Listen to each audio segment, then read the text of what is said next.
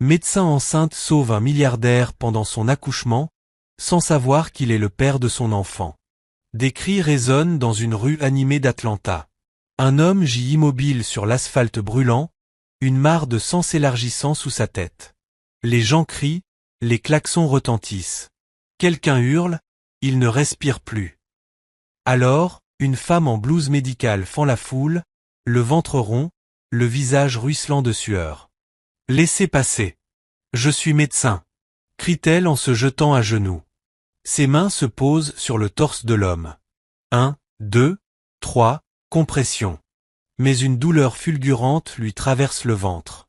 Sa poche des os se rompt, là, sur le trottoir. « Elle est en travail », s'écrie quelqu'un. Grace serre les dents, la voix tremblante. « Pas maintenant. Pas avant de l'avoir sauvée. » Quelques instants plus tôt.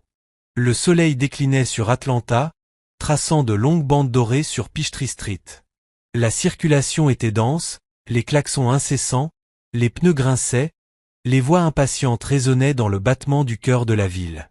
La docteure Grace Holloway sortait des portes coulissantes du Grady Memorial Hospital, les traits tirés par la fatigue.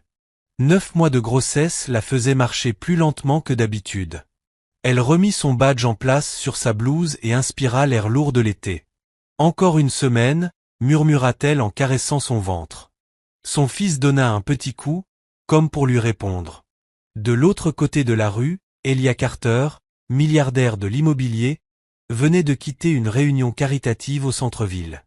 Vêtu d'un élégant costume gris, il lisait distraitement un message de son frère Marcus, sans remarquer la balle roulant sur le passage piéton, ni le petit garçon qui la poursuivait.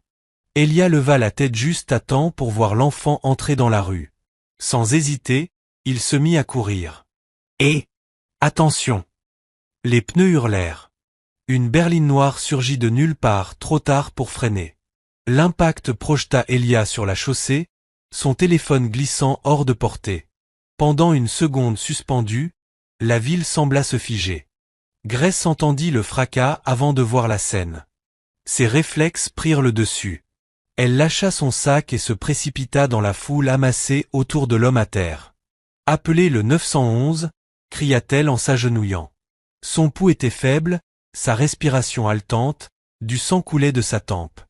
Ses mains tremblantes pressèrent son torse. « Restez avec moi. Allez, respirez pour moi. » Un inconnu tenta de la retenir. « Madame, vous êtes enceinte, laissez quelqu'un d'autre. »« Je suis médecin », coupa-t-elle sèchement, commençant les compressions. « Comptez avec moi. 1, 2, 3. » La sueur ruisselait sur son visage alors que les sirènes approchaient. Une douleur déchirante la fit s'arrêter net. « Elle accouche » cria quelqu'un.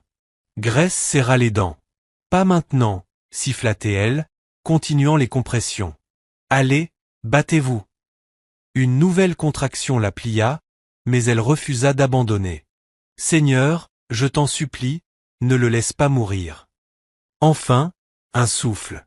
Elia toussa faiblement, sa poitrine se souleva. « Tout va bien. » souffla Grace, les larmes aux yeux.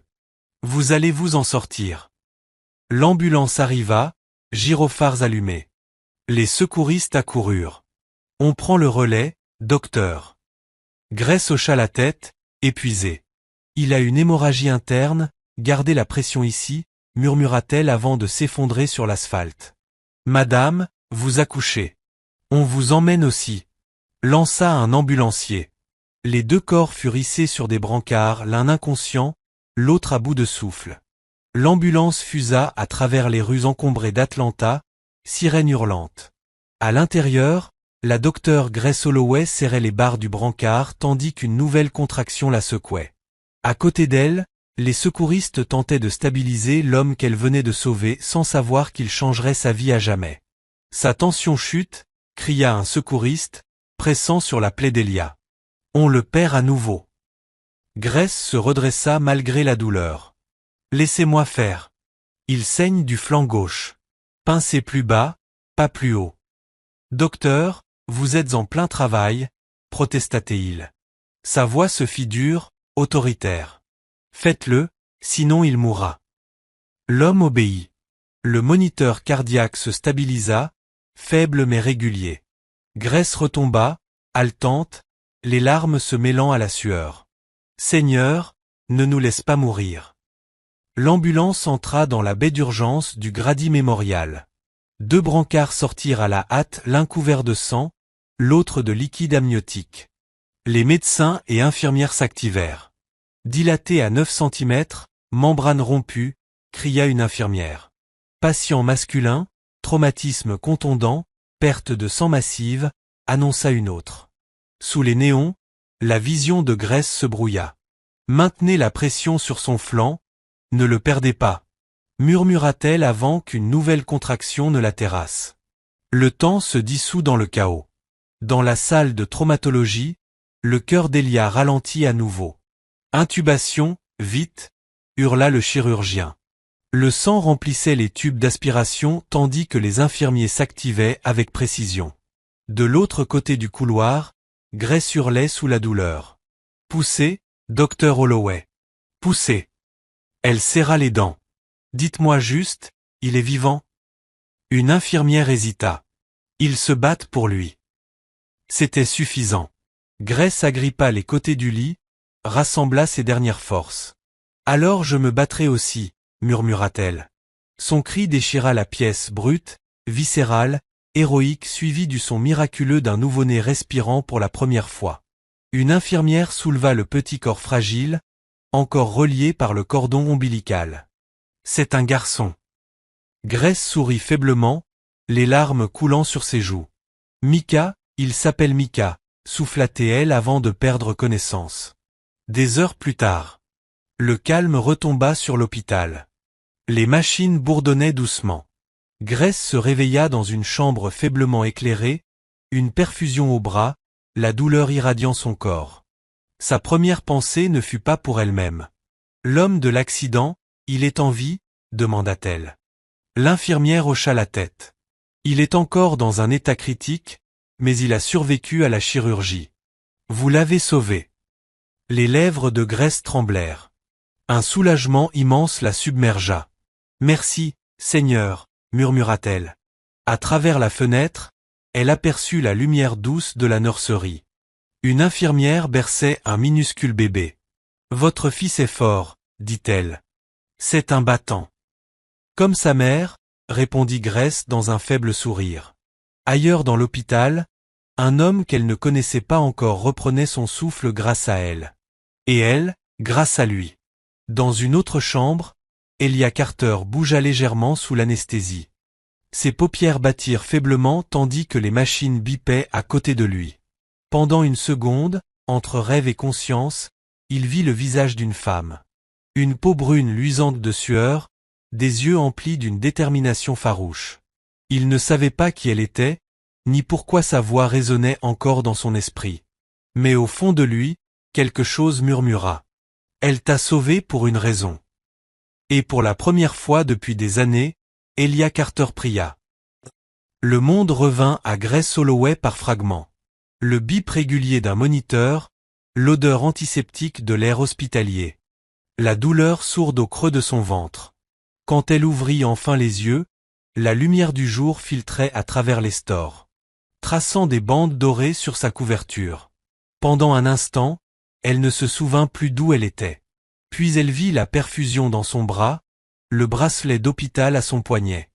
Et son cœur se serra. Micah, murmura-t-elle, la panique montant. L'infirmière à ses côtés sourit doucement. Votre bébé va bien, docteur Holloway. Il est en soins intensifs néonataux. Mais il respire tout seul maintenant. Des larmes emplirent les yeux de Grace. Merci, Seigneur, souffla-t-elle, posant une main tremblante sur sa poitrine. Vous devriez vous reposer, ajouta l'infirmière en ajustant la perfusion. Vous avez perdu beaucoup de sang pendant l'accouchement. C'est un miracle que vous vous en soyez sortis, tous les deux. Grace hocha faiblement la tête. Et, l'homme de l'accident? Celui que j'essayais d'aider? L'infirmière hésita. Il est en vie.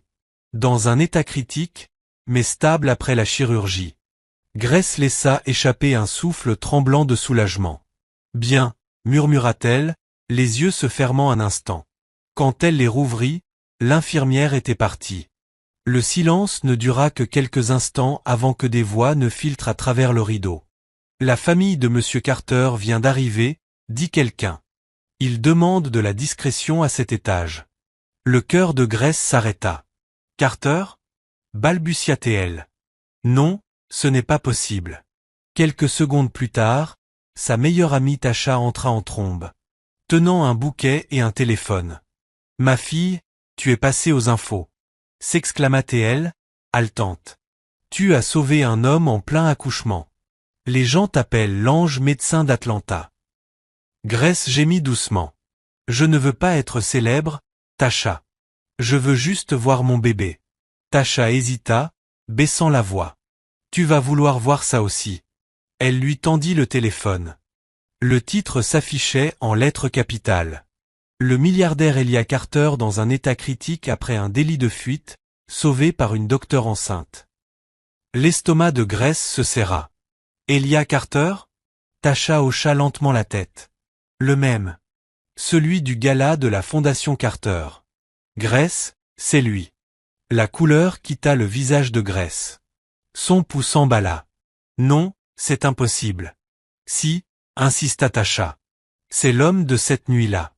La main de Grace trembla sur la couverture. Les souvenirs revinrent d'un coup.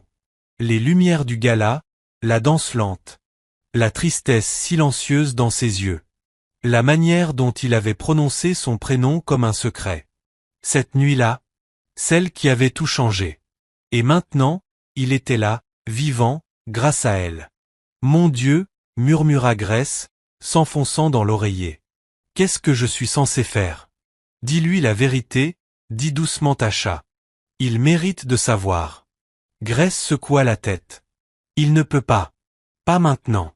Il se bat pour sa vie, et je ne peux pas laisser mon erreur détruire sa paix. Avant que Tasha ne puisse répondre, la porte s'ouvrit. Une infirmière passa la tête. Docteur Holloway, les visites à la néonat commencent. Souhaitez-vous voir votre fils? Grace acquiesça rapidement, reconnaissante pour la diversion. Dans l'unité de soins intensifs néonataux, le bourdonnement des machines emplissait l'air. Une infirmière plaça le minuscule bébé dans ses bras roses, fragile. Sa poitrine se soulevant et s'abaissant avec la régularité d'un souffle divin. « Salut, mon ange », murmura-t-elle, les larmes coulant librement. « C'est juste toi et moi maintenant. » Elle posa ses lèvres sur son front. « Tu es mon miracle, Mika. Toi, et l'homme que Dieu m'a permis de sauver. » Pendant ce temps, 2 étages plus haut, Elia Carter remuait dans son lit d'hôpital. Ses yeux s'ouvrirent à la lumière aveuglante et au bourdonnement d'un respirateur. Une infirmière se pencha sur lui. « Bienvenue parmi nous, Monsieur Carter. Vous êtes resté inconscient pendant 2 jours. Vous avez eu beaucoup de chance. Une femme vous a sauvé la vie. » La voix d'Elia, rauque et faible, gronda à peine. « Qui ?» C'était une docteure, très enceinte, d'après ce qu'on m'a dit. Il fronça légèrement les sourcils. Une image lui revint, son visage penché au-dessus du sien. Sa peau brune luisant de sueur, ses yeux pleins de feu et de compassion. « Elle m'a sauvé » murmura-t-il avec un souffle d'émerveillement. « Oui » répondit l'infirmière. La docteure Grace Holloway. Le souffle d'Elia se bloqua à ce nom. Grace. Quelque chose, profondément enfoui en lui, se réveilla. Une mémoire qu'il ne parvenait pas à saisir. Il ne savait pas pourquoi ce nom sonnait comme un foyer. Mais son cœur, faible comme il était, le savait déjà. 6 mois plus tôt. Atlanta scintillait sous un ciel de verre et d'ambition. Des limousines s'alignaient devant l'entrée circulaire du gala de la Fondation Carter. Le plus prestigieux événement caritatif de la ville. La musique s'échappait du grand hall. Violon, jazz feutré, éclats de rire résonnant sur le marbre. À l'intérieur, la docteure Grace Holloway se tenait figée près de l'entrée, serrant sa petite pochette empruntée comme un bouclier. La robe bleue nuit qu'elle portait n'était pas la sienne, c'était celle de Tasha, prêtée pour une seule soirée. « Ma fille, tu es magnifique », murmura Tasha en ajustant une mèche de ses cheveux. « Souviens-toi, tu n'as qu'à sourire, discuter un peu. Et peut-être parler à quelqu'un avec un gros chéquier. Grace lui lança un regard ironique. Tasha, je suis venu pour faire du réseau, pas pour chasser. Ton renouvellement de licence coûte 10 000 $, coupa Tasha. L'hôpital a suspendu ton contrat. Tes prêts étudiants te dévorent vivante. Tu as besoin de cette soirée, Dr Holloway. Grace soupira, déchirée entre sa conscience et sa détresse. Juste une nuit, murmura-t-elle pour elle-même. De l'autre côté du bal, Elia Carter ajustait ses boutons de manchette. Avec ce charme fatigué qu'ont les hommes qui ont trop perdu. Milliardaire, philanthrope, veuf.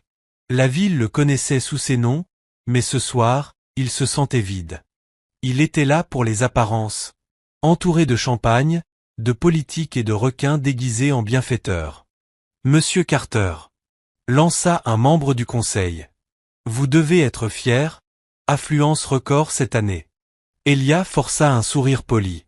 C'est pour une bonne cause, répondit-il, balayant la salle du regard à la recherche d'une échappatoire. C'est alors qu'il la vit. Une femme près du buffet, jouant nerveusement avec son verre. Essayant de passer inaperçue sans y parvenir. Quelque chose dans sa posture, à la fois digne et incertaine, le captiva. Leurs regards se croisèrent. Une seconde suspendue au milieu du tumulte. Avant même d'y penser, il marchait vers elle.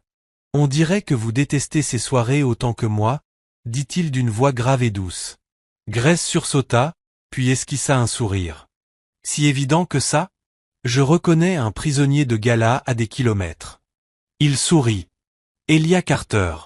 Elle hésita, puis tendit la main. Grace. Pas de nom de famille? Taquina-t-il. Juste Grace, pour ce soir. La conversation coula plus naturellement qu'elle ne l'aurait cru. Ils parlèrent de musique, de la superficialité des galas. De son rêve d'ouvrir un jour une clinique pour femmes. Elia l'écoutait vraiment. Ses yeux restaient accrochés aux siens, comme s'il n'avait plus regardé personne depuis des années. Pour la première fois de la soirée, il rit. Ne le prenez pas mal, dit-il. Mais vous ne ressemblez pas à quelqu'un qui fréquente ce genre d'endroit. Je ne devrais pas être ici, admit-elle. J'ai failli ne pas venir. Alors je suis content que vous soyez venu. Quelque chose dans sa voix fit battre son cœur un peu plus vite. Les lumières s'adoucirent, un morceau de jazz l'emplit la salle.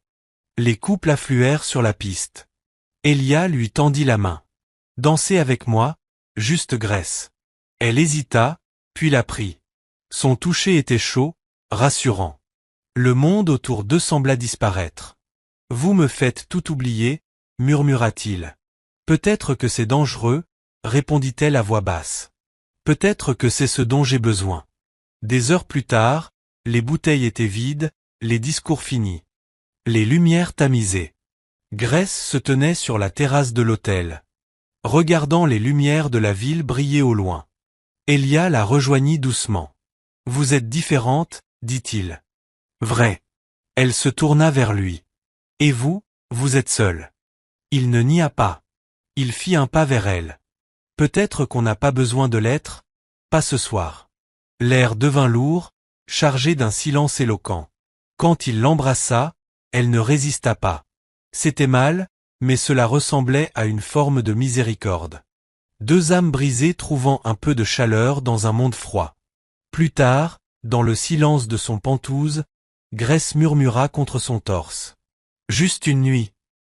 Il hocha la tête, traçant doucement sa joue du bout des doigts. Juste une nuit. Et au matin, elle était partie, ne laissant derrière elle que le léger parfum de lavande, un mot griffonné, merci. Et un silence qui résonnerait dans leur vie à jamais. Le lendemain du gala, Grace Holloway se réveilla dans une lumière éblouissante et avec une vive douleur de remords. Les draps sentaient le cèdre et une légère odeur de parfum masculin. Le lit était plus grand que tous ceux où elle avait dormi. Un instant, elle ne sut plus où elle était. Puis les souvenirs la frappèrent, le gala, le champagne, la danse. Et l'homme dont le toucher avait été à la fois étrange et familier, Elia Carter. Son cœur s'emballa. Elle se redressa d'un bond, apercevant sa petite pochette empruntée sur la commode. La pièce était silencieuse, à part le souffle de la climatisation. Elia n'était pas là. Son côté du lit était vide, l'oreiller froid. Tant mieux. Cela rendait le départ plus facile. Elle griffonna un mot sur le papier à en-tête de l'hôtel. Merci pour tout. Ce n'était qu'une nuit. Puis elle quitta le Pentouse aussi discrètement qu'elle y était entrée.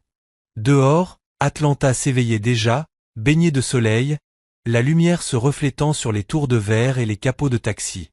Grace aperçut son reflet dans la vitre d'une voiture. Cheveux en désordre, mascara effacé, regard perdu. Pendant un instant, elle se demanda ce que cela ferait de rester, de le revoir, de lui expliquer pourquoi elle avait fait ce qu'elle avait fait. Mais elle chassa cette pensée. C'était de la survie, rien d'autre.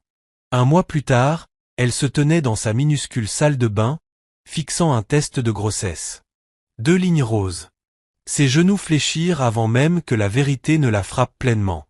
Elle s'effondra sur le sol, tremblante. Non, non, non. Un autre test, puis un autre. Même résultat. Tasha la trouva assise sur le carrelage, le visage enfoui dans les mains. Grace, parle-moi. Qu'est-ce qu'il se passe? Grace leva le test sans un mot. Les yeux de Tasha s'agrandirent. Seigneur. Je ne peux pas maintenant. Pas quand je n'arrive même pas à payer mon loyer, pas quand mon renouvellement de licence est encore bloqué. Je ne peux pas élever un enfant seul. Tasha s'agenouilla près d'elle, l'enlaçant. Tu es forte, Grace. Tu as survécu à pire. Pas à ça, murmura Grace en secouant la tête. Il ne connaît même pas mon nom de famille. Et je ne saurais même pas où le retrouver, même si je le voulais. Alors ne le fais pas, dit doucement Tasha. Tu ne lui dois rien. Pense à toi, et à ce bébé. Dieu ouvrira une voie. Grace ne répondit pas. Son esprit était un tumulte de peur et de culpabilité. Elle ne savait pas si la vie en elle était une punition, ou une grâce. 3 mois plus tard, elle se trouvait dans le bureau du doyen du Atlanta Medical Center, plaidant sa cause. J'ai rempli toutes les heures requises, docteur m'a listé. J'ai juste besoin que le formulaire de renouvellement soit traité, s'il vous plaît. L'homme aux cheveux gris croisa les doigts. Vous avez manqué la date limite de paiement, docteur Oley. Je comprends votre situation, mais les règles sont les règles. La gorge de Grace se serra. Donc, c'est fini. Tant que vous n'aurez pas réglé les frais restants, votre licence restera suspendue. Elle quitta le bureau, les larmes au bord des yeux. Le couloir devint flou, son monde rétrécissant à chaque pas. Lorsqu'elle rentra chez elle, un avis d'expulsion était déjà collé à sa porte. Elle posa les mains sur son ventre. C'est juste toi et moi maintenant, mon bébé, murmura-t-elle. Je vais trouver une solution. À l'autre bout de la ville, Elia Carter siégeait dans une salle de réunion entourée de verre, de richesse et de vide. Son assistant lui parlait de pertes trimestrielles, mais son esprit était ailleurs. Cela faisait des mois depuis cette nuit, et il n'avait pas cessé de penser à elle Grace, cette femme sans nom au regard bienveillant, partie avant l'aube. Il avait cherché discrètement, même engagé quelqu'un pour vérifier la liste des invités du gala. Rien. Aucun nom, aucune trace. Il se disait que ça n'avait pas d'importance. Elle avait fait son choix, et lui avait un empire à diriger. Pourtant, certaines nuits, lorsqu'il rentrait dans son Pentouse, le silence devenait si pesant qu'il croyait presque entendre son rire résonner entre les murs. Son frère Marcus remarqua le changement. « Tu dérapes, Ellie » dit-il un matin en lançant un rapport sur le bureau. « T'es distrait depuis le printemps. Tu cours encore après des fantômes ?» Elia fronça les sourcils. « Lâche-moi, Marcus. » Marcus esquissa un sourire ironique. « Comme tu veux. Mais souviens-toi, la nostalgie ne paie pas les factures. Les gens comme nous n'ont pas droit aux contes de fées. » Elia ne répondit pas. Il ne croyait pas aux contes de fées non plus, mais cela ne l'empêchait pas de la regretter. Pendant ce temps, Grace trouva un emploi dans une petite clinique communautaire à Decca, grâce au contact de Tasha. Le salaire était modeste, mais elle pouvait de nouveau exercer la médecine et retrouver un sens à sa vie. Le soir, elle restait souvent tard, aidant des mères célibataires qui lui rappelaient trop sa propre histoire. Docteur Grace, vous devez vous reposer, lui dit une infirmière. Grace sourit faiblement. Je me reposerai quand mes patientes le feront. En sortant, l'air était lourd et sentait la pluie. Elle posa une main sur son ventre, sentant le bébé donner un coup. On va s'en sortir, mon trésor. Peut-être qu'on n'a pas grand-chose, mais on aura l'amour. Le tonnerre grondait au loin. Une voiture noire passa dans la rue, silencieuse, vitres teintées. À l'intérieur, Elia Carter roulait en silence, regardant défiler les maisons usées et les trottoirs fissurés. Il se rendait sur un site d'investissement immobilier. Mais quand il aperçut le panneau clignotant Grace Community Health, quelque chose se serra dans sa poitrine. Il ne sut pas pourquoi ce mot Grace lui semblait murmuré par le passé. Il demanda à son chauffeur de continuer. Et Grace, debout sous l'auvent de la clinique, regarda la même voiture passer, songeant « J'ai déjà vu cette voiture quelque part ». Pendant un bref instant, l'air vibra entre eux d'une reconnaissance qu'aucun ne comprit. Puis le feu passa au vert, et le destin continua sa route. Toujours séparés. Toujours en quête. Mais plus proches qu'ils ne l'imaginaient. Retour au présent.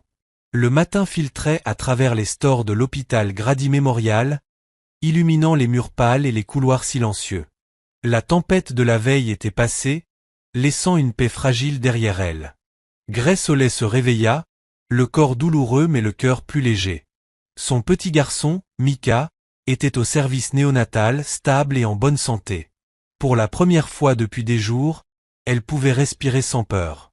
Mais quand l'infirmière lui annonça que l'homme qu'elle avait sauvé était réveillé, son cœur s'arrêta presque. « Monsieur Carter a repris conscience il y a 1 heure, » dit l'infirmière en souriant. « Il demande à rencontrer la docteure qui lui a sauvé la vie. » Grace se figea. « Carter. » « Oui, Elia Carter. Vous savez, le Elia Carter, le milliardaire des galas de charité. » La bouche de Grace s'assécha. « Seigneur !» murmura-t-elle. « C'est vraiment lui. » L'infirmière rit doucement. « Il a eu de la chance que vous soyez là. On dit que sa survie relève du miracle. » Grace tenta de sourire, mais son estomac se noua. Ce n'était pas de la chance. C'était le destin. Cruel et divin à la fois. L'homme qu'elle avait essayé d'oublier, celui dont elle portait encore le souvenir dans son cœur, et dont elle venait de donner naissance à l'enfant, se trouvait 2 étages au-dessus d'elle. Elle attendit que l'infirmière parte avant d'appeler Tasha. « Il est réveillé », murmura-t-elle dans le téléphone. « Elia est réveillé. » Tasha hurla presque. « Quoi ? Oh mon Dieu ! Tu dois lui dire, Grace. Il mérite de savoir que ce bébé est le sien. » La gorge de Grace se serra. « Non, pas maintenant. Il se remet à peine, et je ne peux pas lui faire face. Grace, s'il te plaît. » Tasha, je t'en supplie, l'interrompit-elle, la voix tremblante. J'ai à peine survécu à l'accouchement en lui sauvant la vie. Je ne peux pas affronter ça maintenant. Un silence pesa. Puis Tasha soupira doucement. Très bien, mais tu ne pourras pas te cacher éternellement. La vérité finira par sortir. Grace raccrocha, fixant le mur. Son amie avait raison. Mais elle n'était pas prête. Pas prête à affronter son jugement. Pas prête à voir la honte dans ses yeux. Pas prête à raviver cette douleur. 2 étages plus haut, Elia était assis dans son lit d'hôpital, le torse bandé, la respiration faible mais régulière. La chambre sentait le désinfectant et les roses. Un cadeau de sa mère, Evelyn Carter, qui venait de partir après 1 heure à le dorloter. Il fixait le plafond, revoyant par éclair l'accident, le crissement des pneus, la douleur, le chaos puis elle, le visage de la femme. Une peau brune luisante sous la pluie, des yeux à la fois farouches et pleins de douceur. « Qui était-elle » demanda-t-il encore à l'infirmière. « C'est l'une des nôtres, le docteur Grace Oley, » répondit-elle. « Elle se remet en bas, à la maternité.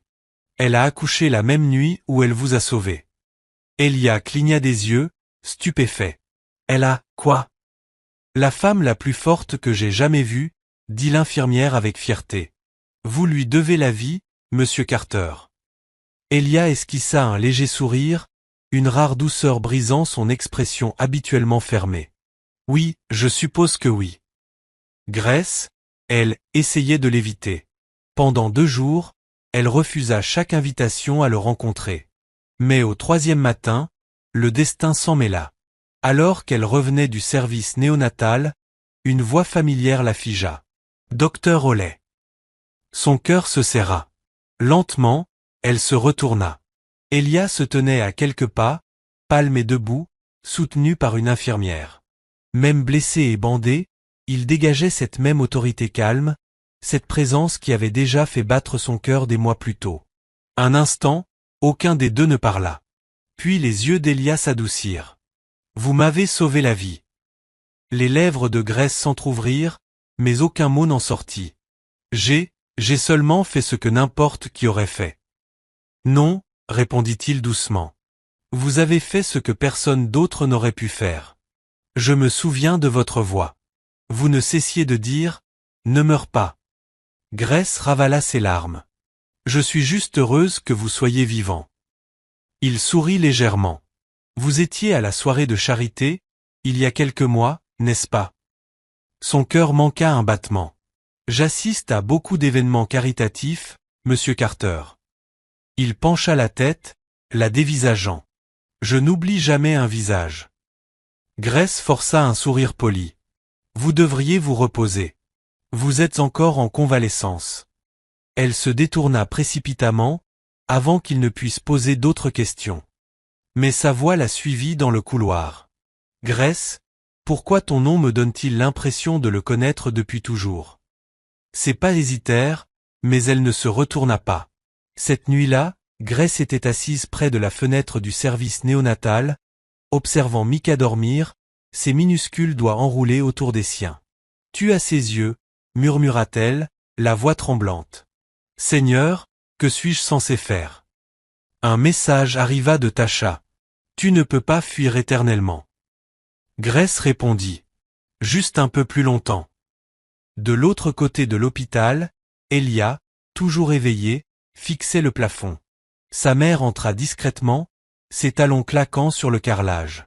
Tu devrais dormir, dit Evelyn, déposant un bouquet sur la table de nuit.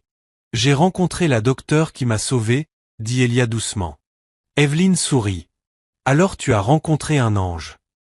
Elle est différente, murmura-t-il. Il y a quelque chose chez elle que je n'arrive pas à effacer. C'est comme si... Il secoua la tête. Comme si je l'avais déjà vue. Evelyn posa la main sur son bras. Peut-être que tu devais la rencontrer.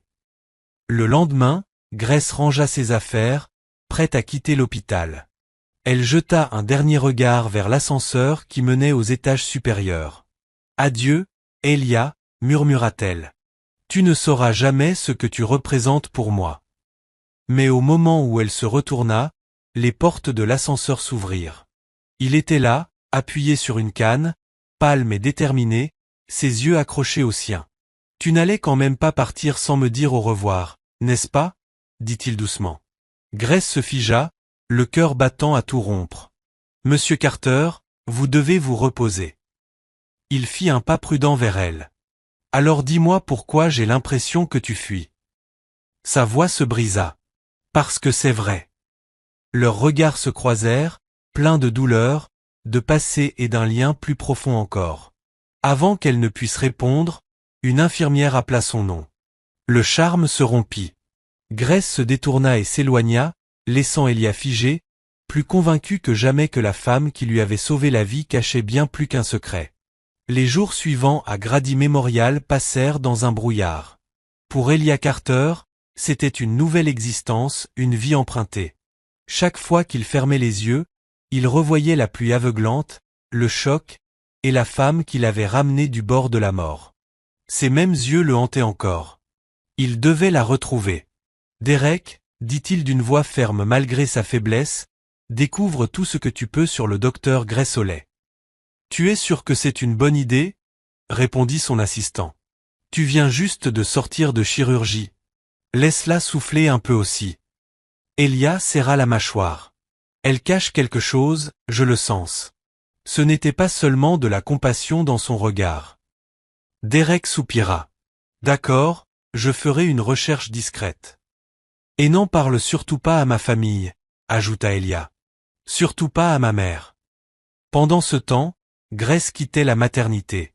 Ses papiers de sortie étaient signés. Mika était assez fort pour rentrer avec elle minuscule, chaud, parfait dans ses bras. Tu es sûr que ça va? Demanda Tasha. Tu es encore pâle. Ça ira, répondit doucement Grace. On a juste besoin d'un peu de paix, d'un nouveau départ. Tasha la fixa longuement. Il ne va pas arrêter de te chercher, tu sais. Un homme comme Elia Carter, s'il veut des réponses, il les obtiendra.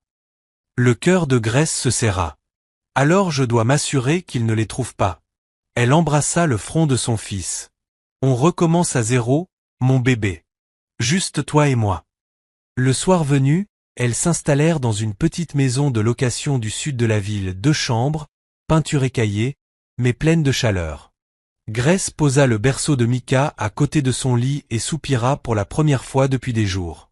À la demeure Carter, Evelyn versait le thé dans le jardin d'hiver, s'adressant à son fils aîné avec son calme habituel. Tu devrais te reposer, Elia. Tu as vécu un miracle. Ne cours pas après des ombres. Je ne poursuis pas des ombres, maman. Je dois la retrouver. Je lui dois la vie. Les yeux d'Evelyn s'adoucirent. Alors envoie-lui des fleurs, pas des enquêteurs. Ce n'est pas si simple. Evelyn esquissa un sourire complice. Avec toi, ça ne l'est jamais. Marcus entra, téléphone à la main. Tu es en tendance, grand frère. Le milliardaire sauvé par une docteure enceinte. Tu es viral. Elia le foudroya du regard. Tu t'amuses bien, hein? Le public veut son nom. Je le révèle? Non, répondit vivement Elia. Elle mérite son intimité. Marcus ricana. Toi, protéger quelqu'un de l'attention des médias? Ne me dis pas que tu as déjà des sentiments. Ça suffit, coupa Evelyn. Quelques jours plus tard, Derek revint avec un dossier. Elia, le cœur battant, l'ouvrit. Grace Oley, ancienne résidente en obstétrique, licence suspendue pour non-renouvellement. Actuellement en poste à temps partiel dans une clinique communautaire ADK. Elia effleura la photo du doigt. Souriante, professionnelle, mais l'image ne rendait pas justice à la femme qu'il avait vue. Elle t'a sauvé la vie, dit Derek doucement. Mais on dirait qu'elle a traversé l'enfer. Où est-elle maintenant? Derek hésita. Ce n'est pas clair. Elle a quitté la clinique 2 jours après l'accident. Pas d'adresse connue. Le regard d'Elia se durcit. Continue de chercher. Grace, elle, vivait dans l'ombre. Pas de réseaux sociaux, pas de visites, pas de traces. Mais chaque fois qu'elle berçait Mika, la culpabilité la rongeait. Tu mérites un père qui te connaisse, murmura-t-elle. Mais je ne peux pas te l'offrir, pas encore. Peut-être jamais. Une semaine plus tard, alors qu'elle faisait des courses, elle leva la tête vers la télévision du magasin. Le milliardaire Elia Carter remercie la docteure mystérieuse qui lui a sauvé la vie. L'écran montrait Elia, souriant faiblement, debout derrière un pupitre. Je dois ma seconde chance à une femme qui m'a rappelé que la grâce n'est pas qu'un prénom, c'est un don. Le sol sembla vaciller sous elle. Ses mains tremblaient. Elle abandonna son panier et sortit précipitamment, le cœur battant. Il se souvenait de son nom. Et dans la salle, Evelyn Carter, assise au premier rang, observait son fils avec une fierté mêlée d'inquiétude. Quand l'événement prit fin, elle lui serra doucement la main. Tu as retrouvé ta raison d'être. Elia esquissa un léger sourire. Ou peut-être que c'est elle qui m'a retrouvé. Cette nuit-là, il resta assis dans son bureau, contemplant les lumières de la ville. Il avait tout, l'argent, la famille, le pouvoir. Et pourtant, il sentait qu'il lui manquait encore quelque chose. La femme qu'il avait sauvée n'était pas seulement son miracle. Elle était la phrase inachevée de son histoire. Dans le silence de la pièce, il murmura. « Je te retrouverai, Grace. Je te le promets. » De l'autre côté de la ville, Grace tenait Mika contre elle, debout près de la fenêtre de leur petite maison. Le son du journal télévisé s'estompait derrière elle. La pluie recommença à tomber, douce et rythmée, exactement comme la nuit où elle avait ramené Elia à la vie. Elle ignorait qu'à des kilomètres de là, la voiture d'Elia quittait déjà l'allée de son manoir, sa détermination plus ardente que jamais. Leur chemin allait à nouveau se croiser. Cette fois, pas par hasard, mais par destin. Un mois plus tard, le monde entier connaissait son nom. Tout commença par une seule photo. Un cliché pris sur le vif montrant Grace Holey sortant d'une épicerie, son bébé dans les bras. Quelqu'un l'a reconnue grâce au communiqué de presse de l'hôpital sur « la docteure enceinte qui avait sauvé Elia Carter ». En quelques heures, les réseaux sociaux explosèrent, #AngelDoctor devint viral. Les blogs fouillèrent ses anciens dossiers. Les journalistes envahirent le quartier de Decca où elle vivait. Grace voulait la paix, mais c'est la célébrité qui la trouva. « Grace, il faut que tu dises quelque chose », dit Tasha en faisant les 100 pas dans le salon pendant que des micros se pressaient contre les vitres. « Ils ne s'arrêteront pas tant que tu n'auras pas parlé. » Grace berçait doucement le petit Mika. « Je ne veux pas d'attention. Je veux juste protéger mon fils. Fille, tu as sauvé l'homme le plus riche de Géorgie. Ce genre d'histoire ne disparaît pas, il se multiplie. » Grace soupira. « Il en fait déjà assez. Tu as vu les infos ? Il a lancé un fonds médical à mon nom. Il ne sait même pas que c'est moi la raison pour laquelle ce fonds existe. » Tasha croisa les bras. « Il te cherche, Grace. Tu as vu sa dernière interview. » À la télévision, Elia se tenait à une conférence de presse, calme et élégant, mais ses yeux trahissaient une quête désespérée. « Elle a changé ma vie, disait-il. Et si elle m'écoute, je veux qu'elle sache que je ne m'arrêterai pas tant que je ne l'aurai pas remerciée comme il se doit. » 2 jours plus tard, Grace reçut une lettre officielle remise par un coursier. En célébration du service héroïque du docteur Grace Holey, nous vous invitons à être publiquement honorés lors du gala annuel de la Fondation Carter. Les mains tremblantes, elle lut à voix basse. « Oh non! Il m'attire de nouveau dans son monde. » Tasha sourit. « Ou peut-être que l'univers te rend service. Tu ne peux pas te cacher éternellement. Laisse-le au moins te dire merci en face. »« Je ne peux pas. Et s'il me reconnaît ? » ?»« Il te reconnaît déjà, Grace. Il ne sait juste pas encore pourquoi. » Le soir du gala arriva malgré tout. Grace faillit ne pas y aller, mais la lettre était insistante. Et quelque chose en elle murmurait qu'elle avait besoin de tourner la page. Elle se rendit donc à l'événement, vêtue d'une robe couleur champagne prêtée par Tasha. Ses boucles retenues à la hâte, son cœur battait à tout rompre. La salle de bal brillait de 1000 feux, entre les lustres et le murmure des conversations. Les flashs crépitaient tandis que milliardaires et politiciens se mêlaient autour de coupes de champagne. Grace resta près du fond de la salle, espérant passer inaperçue. Mais les murmures la suivirent dès son entrée. C'est elle, la docteure qui a sauvé Elia Carter. Elle est encore plus belle en vrai. Grace inspira profondément. Respire, passe ce moment, puis part discrètement. À l'avant, Elia prit la parole. Il semblait différent, plus fort, plus apaisé, mais la flamme dans ses yeux était la même. « Ce soir, dit-il, nous honorons quelqu'un dont le courage nous rappelle la véritable signification du mot grâce. » Un projecteur balaya la salle et s'arrêta sur elle. « Docteur Grace Holey, dit Elia avec un sourire léger, voulez-vous me rejoindre sur scène ?» Des applaudissements éclatèrent. Grace se figea. Tasha lui donna une petite tape. « Allez, fonce !» Ses jambes tremblaient tandis qu'elle montait sur scène sous les flashs. Elia tendit la main pour l'aider à grimper.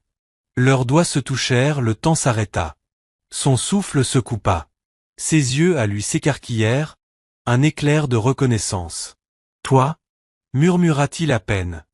Grace répondit tout bas. « S'il te plaît, ne fais pas de scène. » Il serra légèrement sa main avant de se tourner vers le public. « Mesdames et messieurs, la femme qui a risqué sa vie, et celle de son enfant pour sauver la mienne. » Une ovation éclata. Grace sourit faussement, le cœur battant à toute allure. Elia se pencha vers elle, sa voix à peine audible. « On s'est déjà rencontrés, pas vrai ? C'était il y a longtemps. Le gala, la terrasse. Tu as disparu avant l'aube. » Elle se figea. L'air vibrait entre eux. Il sourit doucement, la douleur dans le regard. Et tout ce temps, j'ai cru t'avoir rêvé. Il lui remit une récompense gravée. Mais ces mots suivants, murmurés pour elle seule, la bouleversèrent. Tu n'étais pas seulement ma sauveuse, Grace. Tu es celle que je n'ai jamais oubliée. Après la cérémonie, les journalistes se ruèrent sur eux.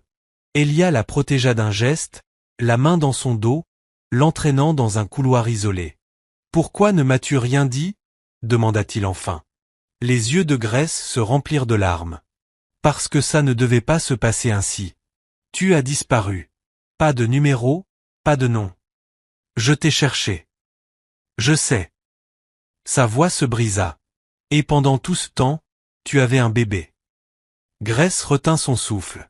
Il cligna des yeux, comprenant soudain. « Cette nuit-là, Grace, est-ce que… » Les larmes coulèrent sur ses joues. « S'il te plaît, pas ici. Réponds-moi. C'est mon fils ?» Elle détourna le regard, murmurant. « J'ai essayé de faire ce qu'il fallait. Je ne voulais pas que tu te sentes piégé. Tu avais ton monde, j'avais le mien. » Il fit un pas vers elle, plus doux. « Je me fiche des mondes. Je veux juste la vérité. » Elle leva les yeux vers lui, et il la vit dans son regard avant même qu'elle ne parle. « Oui, » souffla-t-elle. « C'est ton fils. » Elia inspira brusquement, bouleversé. « Mon Dieu! Ne me déteste pas, s'il te plaît. »« Te détester ?» répéta-t-il. « Tu m'as sauvé 2 fois, une fois dans la rue, et encore maintenant. » La musique de bal monta depuis la salle. Une mélodie lente et douce résonna dans le couloir. Elia la regarda avec la même tendresse que des mois auparavant. « Danse avec moi, Grace. »« Elia !» hésita-t-elle, les larmes aux yeux. Il lui tendit la main. Plus de fuite. Et cette fois, elle ne s'enfuit pas. Lorsqu'il la serra contre lui, le monde s'effaça. 2 âmes, réunies après avoir tourné autour l'une de l'autre à travers la douleur, les miracles et la grâce elle-même. Mais au loin, un flash d'appareil photo les captura, immortalisant leurs secrets dans un seul instant volé, que le monde entier allait bientôt découvrir. La nuit du gala sembla un rêve dont Grace ne voulait pas se réveiller. Les lumières, les applaudissements, les bras d'Elia autour d'elle. Mais au matin, le rêve se brisa. Une photo, prise dans ce couloir, fit la une de tous les journaux d'Atlanta. L'héroïne d'Elia Carter, docteur ou amante secrète. L'image était intime. Trop intime, la main d'Elia sur son dos, le visage de Grace mouillé de larmes, leur corps proche. Les tabloïds n'avaient pas besoin de vérité. La photo suffisait. Grace se réveilla au son de son téléphone vibrant sans arrêt. Avant même qu'elle ne décroche, la voix de Tasha jaillit. « Fille, ne regarde pas en ligne. Ne le fais pas. »« J'ai déjà vu, » murmura Grace, serrant la couverture. « Ils disent que je l'ai utilisé. Ils disent pire. Certains parlent de piège. Que Mika n'est pas une coïncidence. » Grace posa une main tremblante sur ses yeux. « Mon Dieu !» Et l'équipe d'Elia ne dit rien. Ce silence, les médias s'en nourrissent. Le cœur serré, Grace souffla. « Je dois arranger ça avant que ça ne le détruise. »« Et toi ?» répliqua Tasha. « C'est toi qu'ils salissent. » Grace regarda le berceau où dormait paisiblement Mika. « Je peux supporter ça.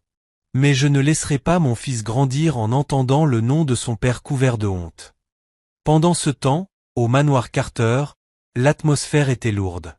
La table du dîner était couverte de journaux.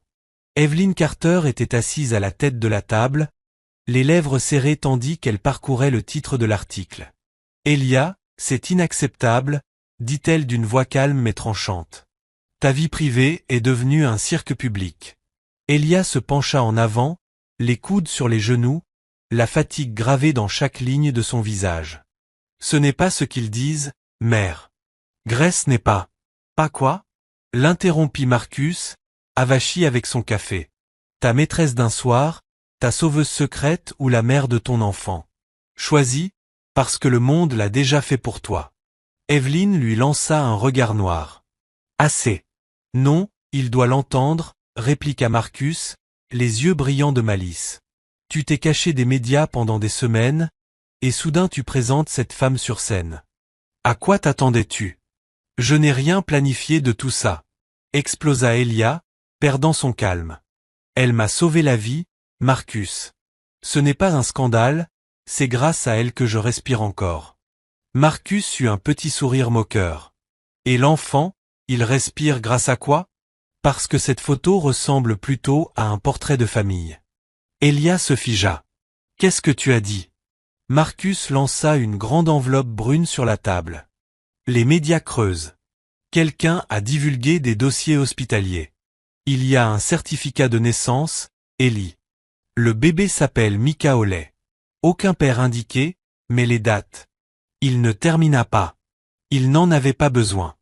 Les mains d'Elia tremblaient en ouvrant le dossier. L'empreinte minuscule du pied de Micah, en bleu, ornait le document. La date de naissance correspondait à celle de l'accident. Le monde sembla vaciller. « Oh mon Dieu !» murmura Elia. Evelyn tendit la main. « Elia !»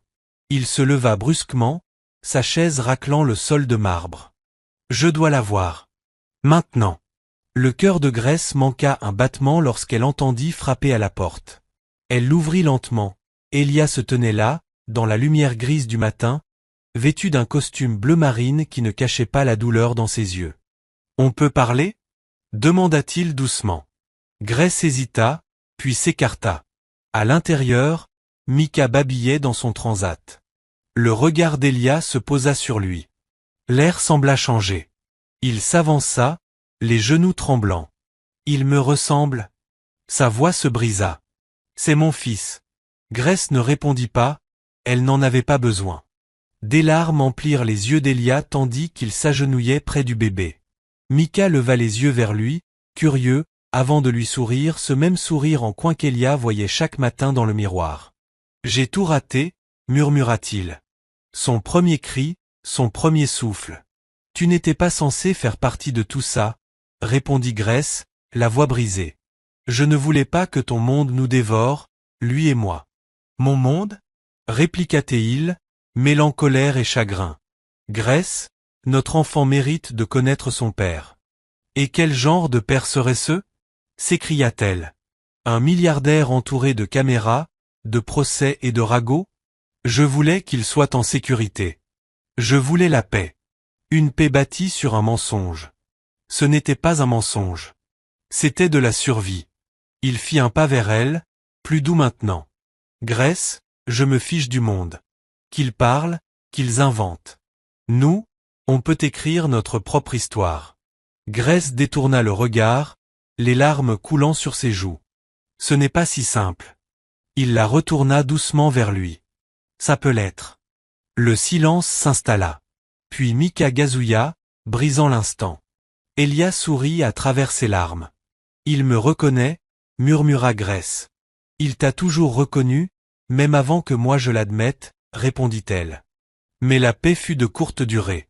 Le soir même, des journalistes campaient devant la maison. Les flashs perçaient les rideaux. Tasha, postée à la porte, criait sur quiconque s'approchait trop. « C'est de la folie. Elle a un nouveau-né ici. » À l'intérieur, le téléphone de Grace vibrait sans arrêt. Messages de soutien, mais aussi d'insultes. Profiteuse, menteuse, voleuse de mari. L'équipe de relations publiques d'Elia tentait d'éteindre l'incendie, mais la rumeur allait plus vite que la vérité. Le lendemain matin, les gros titres étaient partout. Elia Carter aurait secrètement eu un enfant avec la docteure héroïne.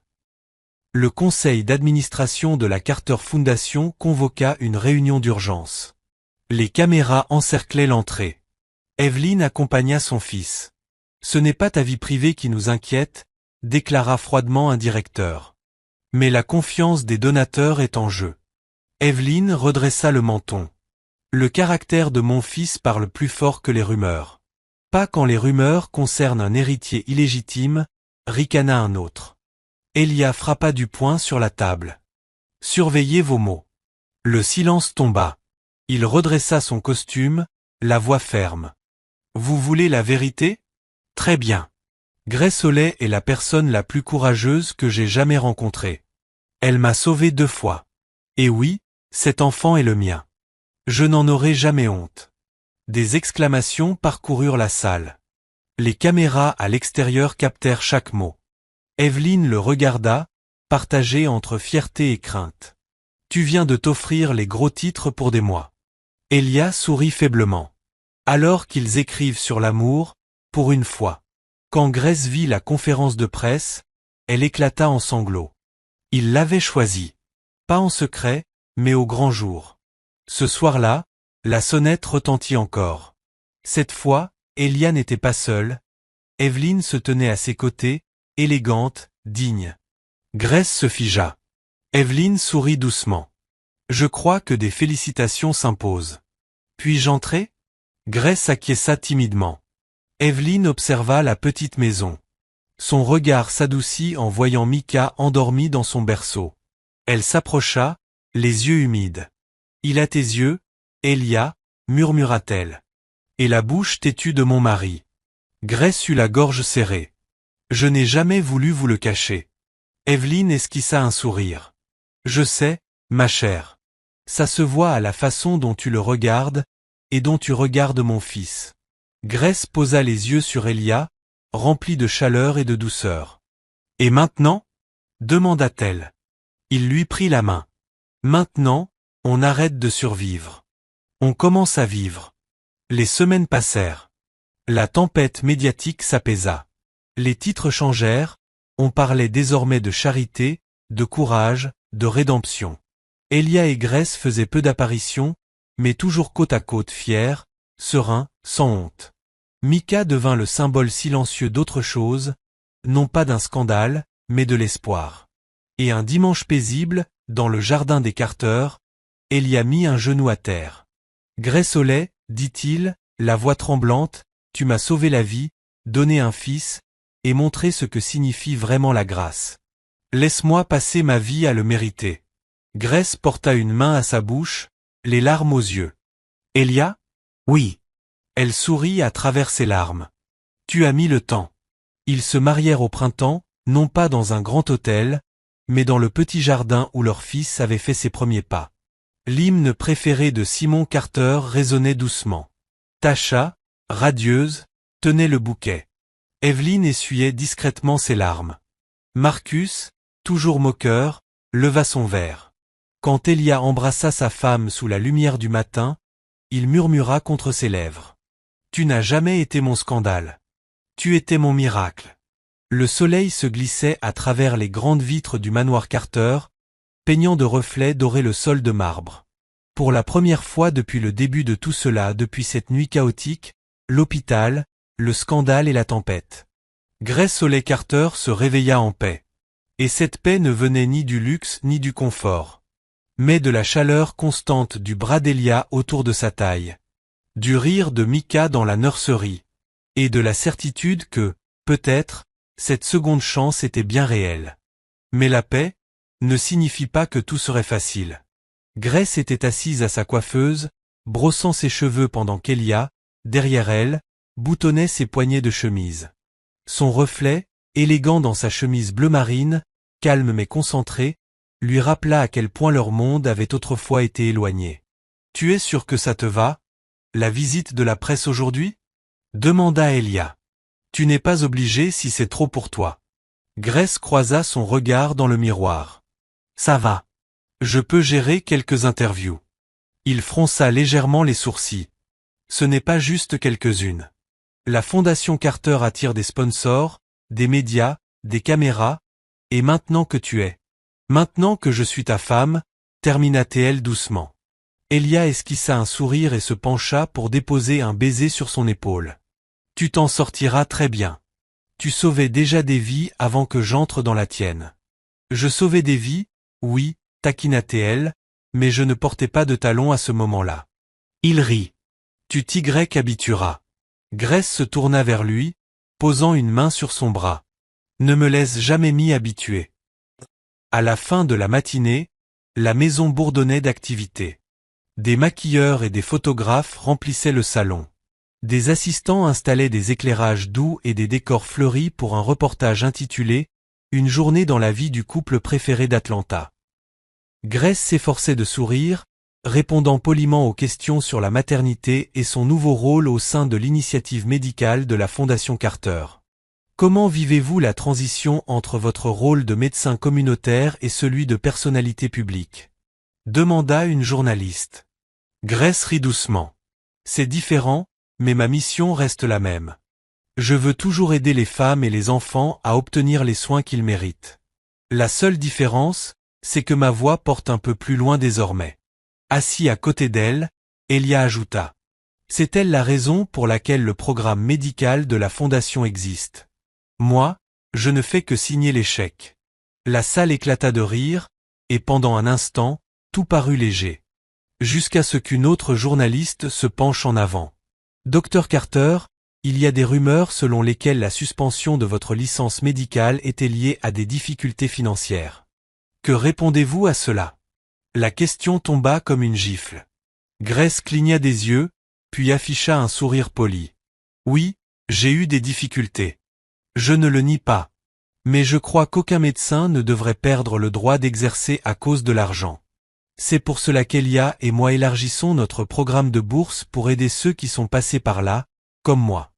Les journalistes approuvèrent d'un murmure, et Elia lui serra la main sous la table. Mais plus tard, une fois l'équipe partie, elle sentait encore la brûlure de la honte ancienne. Tu t'en es très bien sorti, dit Elia en regardant les fourgons s'éloigner. Peut-être, soupira Grace, mais je déteste que les gens continuent de fouiller dans mon passé. Il lui releva doucement le menton. Grace, ton passé rend ton histoire puissante. N'en sois jamais honteuse. Cet après-midi-là, Evelyn Carter passa à la maison, le sourire aux lèvres et une douzaine de questions en tête. Depuis le mariage, elle s'était adoucie, même si sa réserve naturelle ne l'avait jamais quittée. Tu t'adaptes bien, j'espère? Demanda-t-elle en s'asseyant avec élégance sur le canapé. J'apprends, répondit Grace en souriant. Cette maison est plus grande que mon ancien immeuble tout entier. Evelyn rit doucement. Tu finiras par trouver ton rythme. Mais ne laisse pas le personnel trop te gâter. Elia entra à ce moment-là, portant Mika dans ses bras, serrant une petite girafe en peluche. Grand-mère est là, dit-il en levant le bébé. Le visage d'Evelyn s'adoucit aussitôt. Elle prit Mika dans ses bras, souriante, tandis qu'il tirait sur son collier. Toi, jeune homme, tu régneras sur cette maison un jour. Grace rit. C'est bien ce qui m'inquiète. Mais en les observant Evelyn, Elia et Mika, elle réalisa à quel point l'amour pouvait reconstruire ce que la vie avait brisé. Alors que la maison retrouvait son calme, Grace reçut une visite inattendue. Dr Malisté, son ancien supérieur à l'hôpital, se tenait sur le perron, un petit bouquet de lys blanc à la main. Ses cheveux grisonnants et ses yeux fatigués reflétaient des années d'autorité sévère. Dr Holt, commença-t-il formellement. Ou devrais-je dire Dr Carter, maintenant? Grace esquissa un sourire gêné. Dr Malisté, je ne m'attendais pas à vous voir. Je suis venu m'excuser, dit-il, à sa grande surprise. Quand votre licence a été suspendue, j'aurais dû me battre davantage pour vous. J'ai laissé la bureaucratie gagner. Grace sentit ses yeux picoter.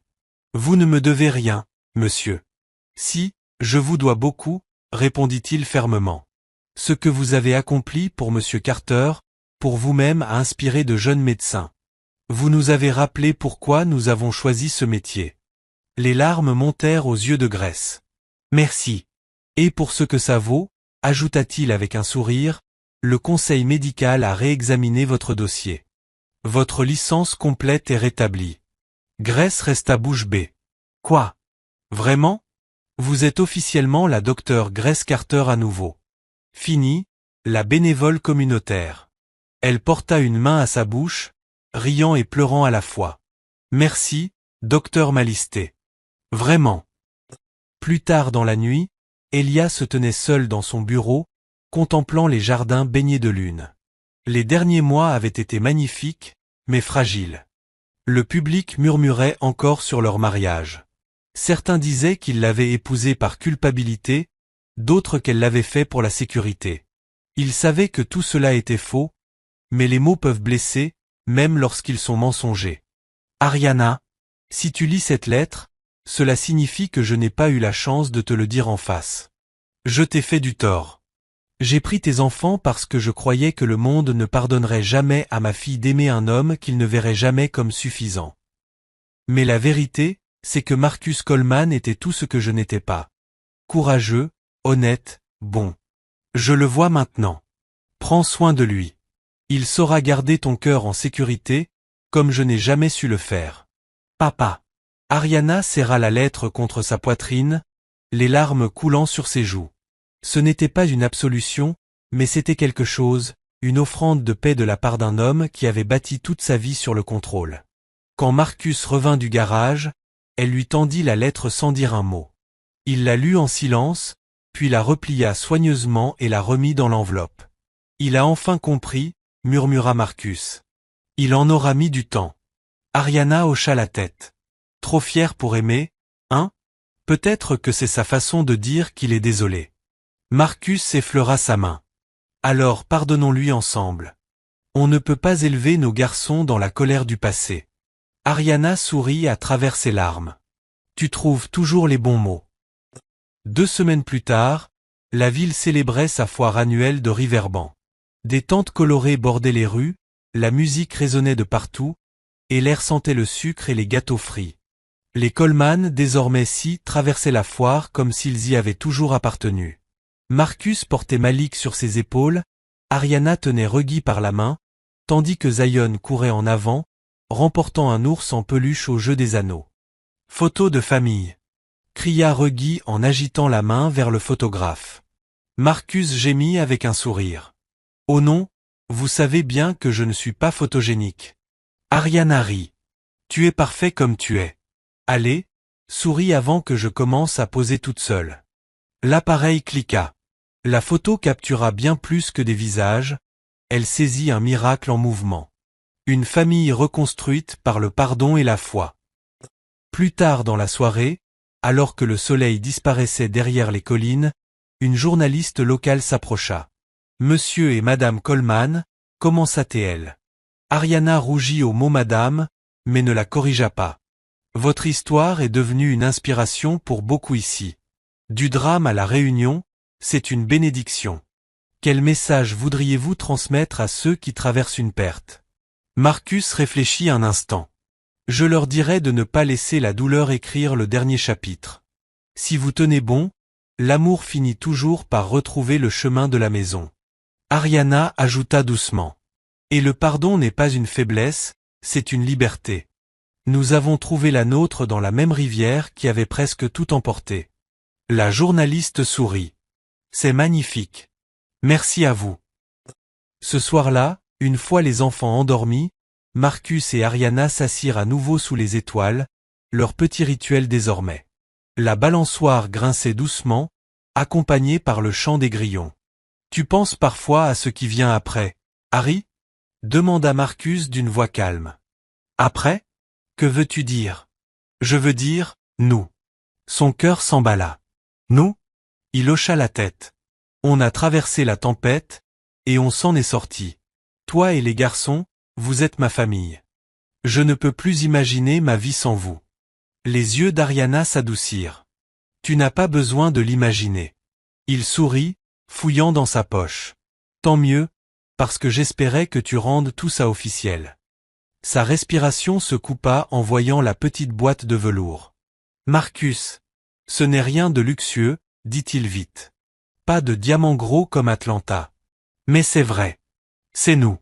Il ouvrit la boîte, une simple bague en or, ornée de 3 petites pierres gravées des initiales Z, M et R. Je l'ai faite pour toi, dit-il. Comme ça, où que tu ailles, tu porteras toujours nos garçons avec toi. Les larmes lui montèrent aux yeux tandis qu'il s'agenouillait. Ariana Banks, veux-tu m'épouser? Elle porta une main à sa bouche. Tu n'as pas osé dire mon nom complet. Il sourit. Fallait bien rendre ça officiel. Elle rit à travers ses larmes et hocha la tête. Oui, Marcus Coleman. 1000 fois oui. Il glissa la bague à son doigt, et avant qu'il ne puisse dire un mot de plus, elle l'embrassa longuement, tendrement, comme si elle avait attendu ce moment toute sa vie. Les lucioles brillaient autour d'eux, et pour une fois, ni l'un ni l'autre n'avaient besoin de fuir leur passé. Le mariage fut intime, célébré dans leur jardin sous des guirlandes lumineuses et un coucher de soleil digne d'une bénédiction divine. Les triplés portaient des costumes assortis et accompagnaient leur mère jusqu'à l'autel, tandis que Ronnie officiait avec un sourire si grand qu'il semblait éternel. « Tu es sûr d'être prêt pour tout ça, monsieur Coleman ?» chuchota Ariana. « Prêt depuis le jour où tu es sorti de cette rivière, » répondit-il. Leur vœu était simple, sincère. « Je t'ai perdu une fois, » dit Marcus, la voix chargée d'émotion. « Mais Dieu m'a donné une seconde chance. Et cette fois, je ne la lâcherai plus jamais. » Ariana prit ses mains. « Tu m'as appris ce que l'amour veut vraiment dire. Pas celui qui brille, mais celui qui dure. Je passerai le reste de ma vie à te prouver que je le mérite. » Quand ils s'embrassèrent, la foule éclata en acclamations. Les garçons crièrent de joie. Même Ronnie essuya une larme discrète. À mesure que la nuit avançait, les rires se mêlaient à la musique douce. Les étoiles semblaient danser au rythme de leur bonheur. Ariana regarda autour d'elle, les visages qu'elle aimait, ses fils, son mari, leur maison. Elle comprit alors que la richesse n'avait jamais eu quoi que ce soit à voir avec l'argent. C'était dans les mains qui serraient les siennes, les voix qui l'appelaient maman, et l'homme qui avait attendu la moitié de sa vie pour l'aimer à nouveau. Le printemps suivant, Riverban était plus verdoyante que jamais.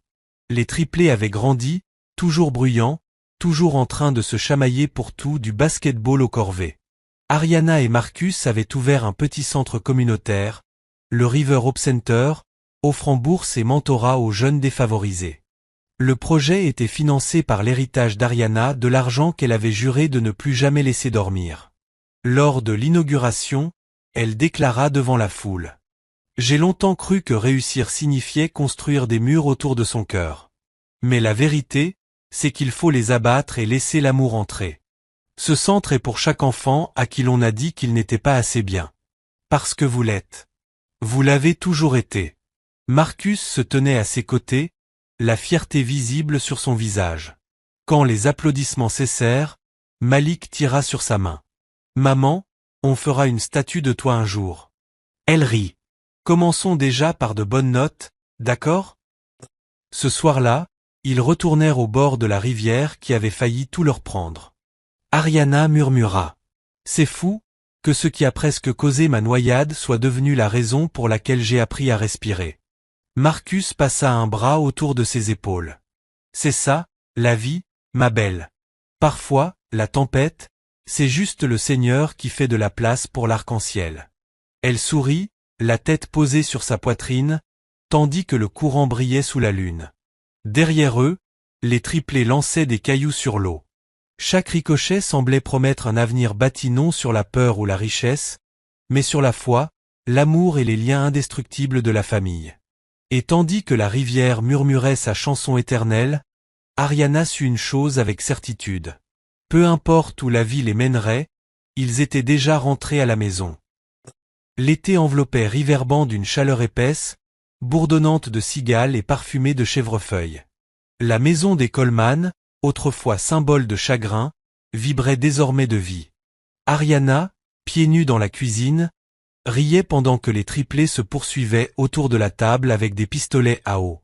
« Vous allez finir par vous casser le cou » cria Marcus depuis le porche, feignant de se fâcher malgré le sourire qui lui échappait. « Détends-toi, papa » lança Zion en se cachant derrière le comptoir. « On se rafraîchit juste un peu. »« Ouais » ajouta Reggie. « Maman a dit qu'on pouvait s'amuser. » Marcus arqua un sourcil. « Ah bon, votre maman a dit ça ?» Ariana éclata de rire, essuyant ses mains avec une serviette. « Je l'ai fait. Ce sont des garçons, Marcus. Laisse-les être un peu sauvages. » Il entra dans la maison, l'eau ruisselant sur son jean tandis que les garçons se dispersaient. « Une minute ici, ça ressemble à toute une tempête, » dit-elle en souriant, la tête penchée. « Tu vas survivre, dur à cuire, » répliqua Théil, se penchant vers elle, la voix basse. « Si tu continues à parler comme ça, on aura tous les deux des ennuis. » Avant qu'elle ne puisse répondre, Malik les aspergea tous les deux avec son pistolet à eau. Ariana hurla et Marcus éclata de rire tandis que le chaos reprenait. Pendant un instant, tout semblait parfait, simple, désordonné et rempli de joie. Mais la vie, qui savait guérir, savait aussi tester ce qu'elle construisait. La première fissure apparut avec un appel téléphonique tard un soir. Marcus fermait la boutique quand son téléphone vibra. C'était Ronnie. « Homme, tu ferais mieux de rentrer vite », dit Ronnie, la voix tendue. « T'as vu les infos ?» Marcus fronça les sourcils. « Non. » « Pourquoi ?» Ils s'en prennent à la société familiale d'Ariana. Un journaliste parle de fraude dans l'entreprise de son père. Il cite son nom comme si elle en faisait partie. L'estomac de Marcus se noie. Quoi? Ouais. Les fédéraux pourraient rouvrir l'enquête. Ça a l'air sérieux, mec. Quand Marcus arriva à la maison, Ariana était déjà sur le canapé, pâle, la télévision défilant des gros titres sur son visage. L'héritage des banques sans danger. Enquête réouverte pour fraude et transferts illégaux. Son nom apparaissait dans le bandeau inférieur. Marcus éteignit la télévision et s'agenouilla à côté d'elle. « Et, ça va ?» Elle secoua la tête. « Il m'entraîne là-dedans, Marcus. Je ne savais rien des affaires de mon père, et maintenant ils disent que j'ai profité d'argent volé. » Marcus prit ses mains. « Tu n'as rien fait de mal, Harry. Tu m'entends ?» Ses yeux se remplirent de larmes. Il pourrait fermer la fondation. Tout ce qu'on a construit pour les enfants disparaîtrait. Marcus serra ses mains plus fort. On se battra, comme on a tout affronté ensemble. Mais malgré ces mots réconfortants, la peur s'était déjà glissée dans son cœur. Le lendemain matin, le téléphone n'arrêtait pas de sonner. Les journalistes appelaient sans relâche. Les anciens associés exigeaient des déclarations. Les dons pour le River Hope Center furent gelés du jour au lendemain, et au troisième jour, une lettre arriva du Federal Bureau of Financial Integrity, convoquant Ariana à Atlanta pour interrogatoire. Elle se tenait à la table, tenant l'enveloppe, les doigts tremblants. « Marcus, si ça empire, s'ils trouvent quelque chose. »« Ils ne trouveront rien, » l'interrompit-il. « Tu n'as rien fait. Mais s'ils pensent que j'ai fait quelque chose? Mon nom est sur tout. J'ai utilisé l'argent de mon héritage pour financer le centre. Et si tout était entaché? » Il la regarda droit dans les yeux. « Alors on nettoie tout. » Mais on ne fuit pas. Les triplés, qui écoutaient depuis le couloir, pointèrent la tête. « Maman ?» demanda Malik doucement. « T'as des ennuis ?» Ariana força un sourire et se pencha pour le serrer dans ses bras. « Non, bébé. Juste quelques questions. C'est tout. » Zion fronça les sourcils. « On peut voir que ce ne sont pas des gentilles questions. » Marcus se plaça derrière elle, voix calme. « Ne vous inquiétez pas, les garçons. On gère ça. » Les garçons hochèrent la tête, mais la peur dans leurs yeux disait qu'ils en savaient plus que ce que leurs parents voulaient leur montrer. À Atlanta, la salle d'interrogatoire semblait plus froide qu'elle ne se souvenait. L'agent en face d'elle, une femme sérieuse en costume gris, glissa un dossier sur la table. « Madame Coleman, commença-t-elle, vous avez hérité de plusieurs comptes liés à la succession de la banque après le décès de votre père. Certains semblent liés à des transactions offshore datant de plus de 10 ans. Nous devons savoir si vous étiez au courant de quelconque irrégularité. » Ariana prit une respiration profonde. « Non, je ne l'étais pas. Mon père gérait toutes les affaires financières. Je n'ai jamais touché ses comptes avant son décès. » L'agent l'observa attentivement. « Vous avez financé une fondation communautaire avec ces fonds. Si ces actifs sont illégaux, cela pourrait entraîner une saisie de biens. » L'estomac d'Ariana se noua. « Vous arrêteriez un programme qui aide les enfants pour une erreur que je n'ai pas commise?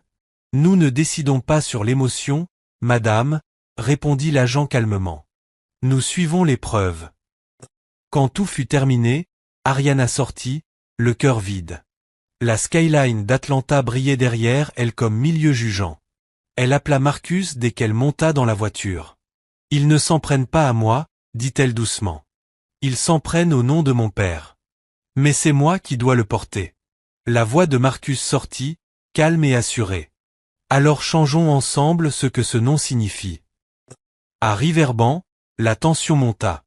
Les dons à la fondation cessèrent complètement et des murmures parcoururent de nouveau la ville. Des habitants qui louaient autrefois Ariana l'évitaient maintenant, murmurant qu'elle avait apporté des problèmes de la grande ville dans leur monde paisible. À dîner un soir, Reggie repoussa son assiette. Des enfants à l'école disent qu'on n'a que des belles choses parce que tu les as volées, maman. Ariana s'arrêta. Quoi? Zion hocha la tête. Ils disent que notre famille est fausse. Marcus frappa la table de sa main, les yeux brûlants. Rien de ce qui concerne cette famille n'est faux. Vous m'entendez? Les garçons se turent. Ariana tendit la main et toucha doucement son bras. Marcus, ce ne sont que des enfants. Il la regarda, la mâchoire serrée. Oui, mais leurs parents leur ont enseigné ça. Cette nuit-là, après le coucher des garçons, Marcus s'assit en silence sur le porche. Ariana le rejoignit, enroulé dans une couverture. Tu es en colère? Demanda-t-elle doucement. Pas contre toi.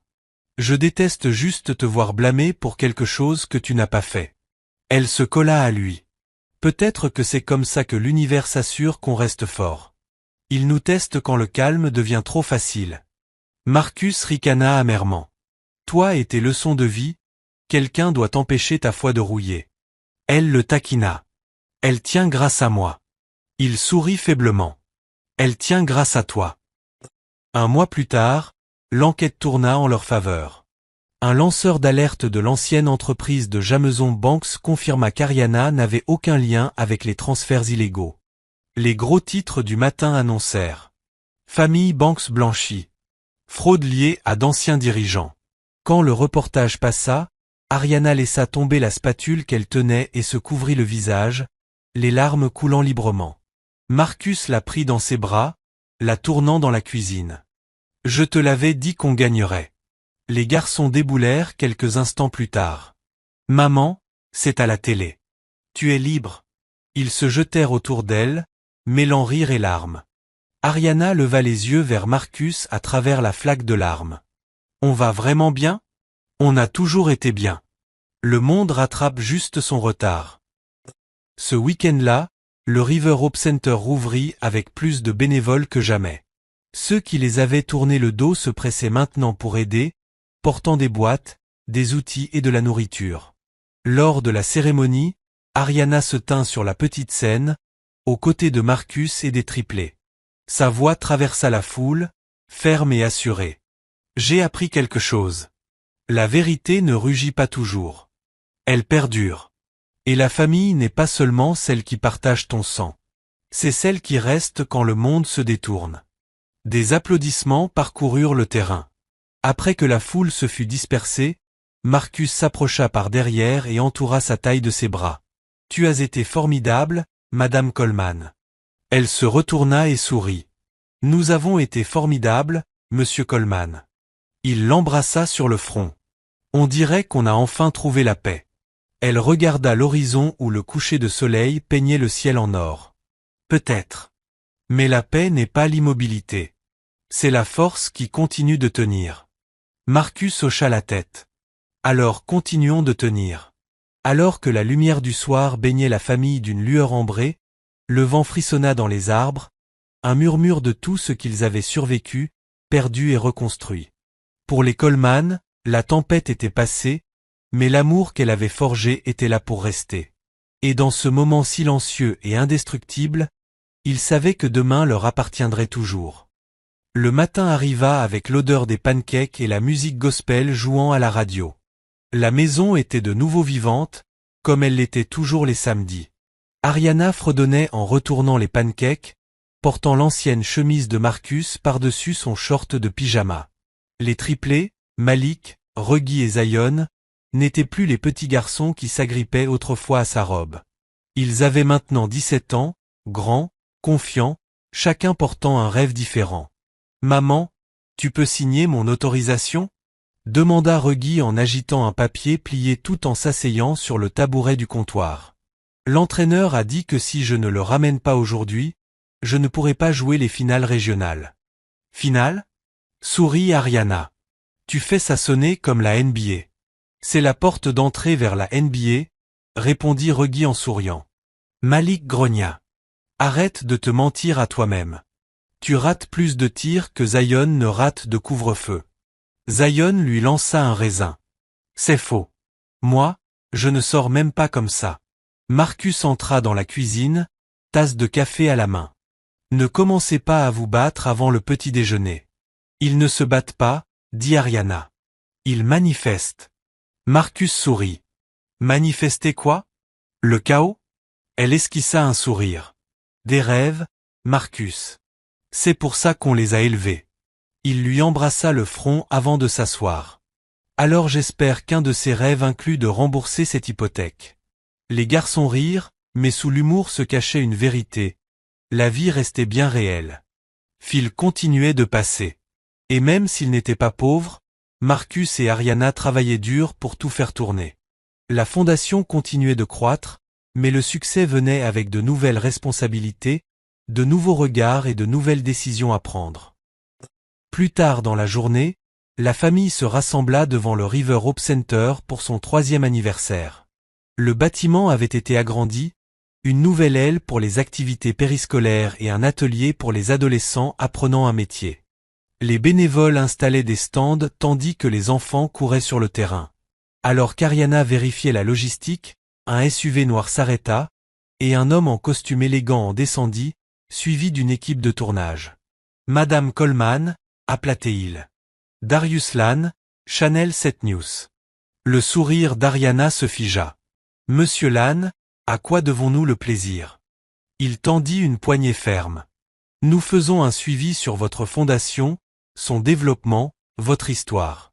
Le réseau veut vous présenter dans un segment spécial, Second Chance, la femme qui a transformé le scandale en service. Ariana cligna des yeux. C'est flatteur. Darius sourit. Vous pourriez inspirer des milliers, peut-être des millions. Qu'en dites-vous? Marcus la rejoignit, les yeux prudents. Et le piège? Aucun piège, répondit Darius avec assurance. Juste de l'honnêteté. Les gens adorent les histoires de rédemption. Ariana hésita. La dernière fois que mon nom est passé à la télé, il était lié à un scandale, mais peut-être que cette fois, il pourrait signifier autre chose. Je vais y réfléchir, dit-elle. Réfléchis vite, répliqua Darius. On filme le mois prochain. Alors que le journaliste s'éloignait, Marcus fronça les sourcils. Tu es sûr de vouloir refaire ça? Ariana regarda les enfants jouer. Peut-être qu'il est temps de raconter notre histoire à notre façon. 2 semaines plus tard, le tournage commença. Les Coleman accueillirent l'équipe chez eux, même si les garçons ne pouvaient s'empêcher de se taquiner. Frère, ils vont nous mettre à la télé? Se vanta Zion. Ouais, répondit Malik dans le bruit de fond. Ariana rit alors que la caméra balayait leur table familiale, capturant l'amour et le chaos qui les définissait. Mais derrière les rires, quelque chose de plus profond bouillonnait. Quand le journaliste demanda à Marcus son parcours, sa voix s'adoucit. Je pensais que le pardon était juste quelque chose qu'on dit pour passer à autre chose. Mais cette femme... Il jeta un coup d'œil à Ariana, les yeux chaleureux. Elle m'a appris que le pardon est un travail. C'est quotidien. C'est aimer même quand ça fait mal. La pièce se tut. Ariana tendit la main vers lui. Quand vint son tour, elle dit. On me disait chanceuse d'avoir retrouvé ma famille. Mais ce n'était pas de la chance. C'était la grâce. La grâce m'a ramené vers les gens que je n'aurais jamais dû perdre. Les caméras capturèrent tout, leur regard, leur silence, l'émotion brute qui n'avait besoin d'aucun script. Cette nuit-là, quand l'équipe quitta enfin les lieux, Ariana resta seule sur le porche, regardant les étoiles. Le son des grenouilles résonnait dans l'air. Marcus la rejoignit, portant 2 tasses de thé. « Tu étais magnifique aujourd'hui, dit-il. Elle sourit. J'ai pleuré 3 fois devant la caméra. Toujours magnifique. Elle rit doucement, se blottissant contre lui. Tu as peur parfois, Marcus? Que tout cela disparaisse un jour. Il resta silencieux un instant. Tout homme a peur de perdre ce qu'il aime. La différence, c'est que maintenant, je sais ce que ça vaut. Son cœur se gonfla. Et ça vaut quoi? Il la regarda, sûr de lui. Tout. Le documentaire passa à la télévision 2 mois plus tard et devint rapidement viral. Les réseaux sociaux furent inondés de messages de femmes ayant perdu des enfants, de pères ayant fait des erreurs, et de personnes ayant trouvé de l'espoir dans l'histoire des Coleman. Les dons pour la fondation triplèrent du jour au lendemain. Les opportunités affluèrent. Conférences, parrainages, propositions de livres, mais le succès avait ses propres tempêtes. Un soir, en révisant les nouveaux contrats de la fondation, Marcus fronça les sourcils devant les chiffres. Harry, ce contrat avec les sponsors, pourquoi offre-t-il autant pour juste un nom sur une banderole? Elle examina les papiers. Parce que notre histoire vend de l'espoir. Il fronça encore plus. Ou parce qu'ils veulent t'utiliser. Elle soupira. Marcus, c'est du business. On peut utiliser cet argent pour développer le programme jeunesse. Oui, mais s'ils commencent à posséder ce qu'on a construit, ça ne sera plus à nous. Ils se regardèrent dans la douce lumière des lampes, la chaleur de leur maison soudain ombragée par l'incertitude. Il tendit la main, caressant doucement la sienne. Je ne veux juste pas te voir te perdre à nouveau. Je ne le fais pas, dit-elle doucement. Je trouve juste un moyen de faire encore plus de bien. Marcus hocha la tête, mais ne répondit pas. Ils savaient tous les deux que la ligne entre faire le bien et être utilisé pouvait vite devenir floue. Pendant ce temps, les garçons grandissaient plus vite qu'ils ne l'avaient prévu. L'équipe de basket de Rugby se qualifia pour les tournois d'État, et des recruteurs commencèrent à appeler. Zion fut accepté dans un programme d'art d'été à Chicago. Malik, toujours pacificateur, décida de rester proche, aidant Marcus à l'atelier automobile après l'école. Ariana était fière, mais terrifiée, ses bébés devenaient des hommes. Un après-midi de dimanche, alors qu'elle pliait le linge, elle surprit une conversation entre Marcus et Malik dehors. « Tu es sûr de ne pas vouloir partir explorer comme tes frères ?» demanda Marcus. Malik haussa les épaules. « J'aime être ici, papa. Tu m'as appris à réparer les choses. Peut-être que c'est ça que je veux faire. Réparer ce qui est cassé. » Marcus sourit. « Tu le fais déjà, fils. » Ariana s'arrêta, tenant une chemise contre sa poitrine. Elle réalisa à quel point Malik ressemblait à son père. Stable, loyal, inébranlable. Les mois passèrent. L'histoire des Coleman devint un symbole d'amour renaissant, de seconde chance. Mais la célébrité signifiait aussi exposition. Une nuit, après une longue journée de voyage, Ariana ouvrit son téléphone et vit un article en ligne intitulé « De brisée à célèbre, l'histoire d'amour des Coleman est-elle trop belle pour être vraie ?» Le commentaire la piqua. Les gens les accusaient de simuler leur passé pour la gloire, d'exploiter la tragédie. Marcus la trouva dans le salon, les larmes coulant sur son visage. « Et, dit-il doucement, ne te laisse pas atteindre par ça. Ils disent que c'est juste pour le spectacle, murmura-t-elle. Tout ce pourquoi nous avons lutté. » Il s'agenouilla devant elle, lui tenant le visage. « Tu ne dois rien à des inconnus. Nous savons ce qui est réel. Les garçons savent. C'est tout ce qui compte. » Ses yeux brillèrent. « Tu rends ça facile. » Il sourit faiblement. « Ce n'est pas facile. Mais nous avons traversé pire. » Elle rit faiblement. « Tu trouves toujours le calme dans la tempête. Parce que j'ai déjà survécu à l'ouragan. » Quand Rugby gagna son championnat quelques mois plus tard, la famille était dans les gradins, acclamant comme si c'était les finales de la NBA. Les caméras crépitaient, la foule rugissait, et alors qu'il levait son trophée, Ariana réalisa quelque chose qu'elle n'avait jamais compris auparavant. Ils avaient survécu à tout, de la perte au scandale en passant par la célébrité. Et à travers tout cela, l'amour n'était jamais parti. Il avait juste changé de forme. Cette nuit-là, alors qu'il rentrait sous une lune argentée, Marcus prit sa main. « Tu sais, Harry, je crois qu'on vit enfin cette promesse que tu avais faite. » Elle le regarda avec curiosité. « Quelle promesse? Que demain nous appartiendrait. » Elle sourit. « On dirait que demain est arrivé plus tôt. » Il sourit à son tour. « Et il nous reste encore plein de choses à vivre. » Alors que les phares découpaient la route de campagne dans l'obscurité, leur rire remplissait l'air. Une mélodie de résilience, de grâce et d'un amour assez fort pour survivre à toutes les tempêtes qui oseraient revenir. Et au fond d'elle, Ariana connaissait la vérité. Leur histoire n'était pas un conte de fées, c'était la foi. Testée, marquée, et toujours debout. Demain apporterait de nouvelles batailles, mais ce soir-là, ils savaient l'un l'autre. Et ça, c'était tout. La maison semblait plus calme ces jours-ci. Pas vide, juste différente. Les triplés n'étaient plus des garçons courant dans les couloirs, se poursuivant avec des pistolets à eau. Ils étaient maintenant de jeunes hommes, chacun sur le fil entre le foyer et le monde extérieur.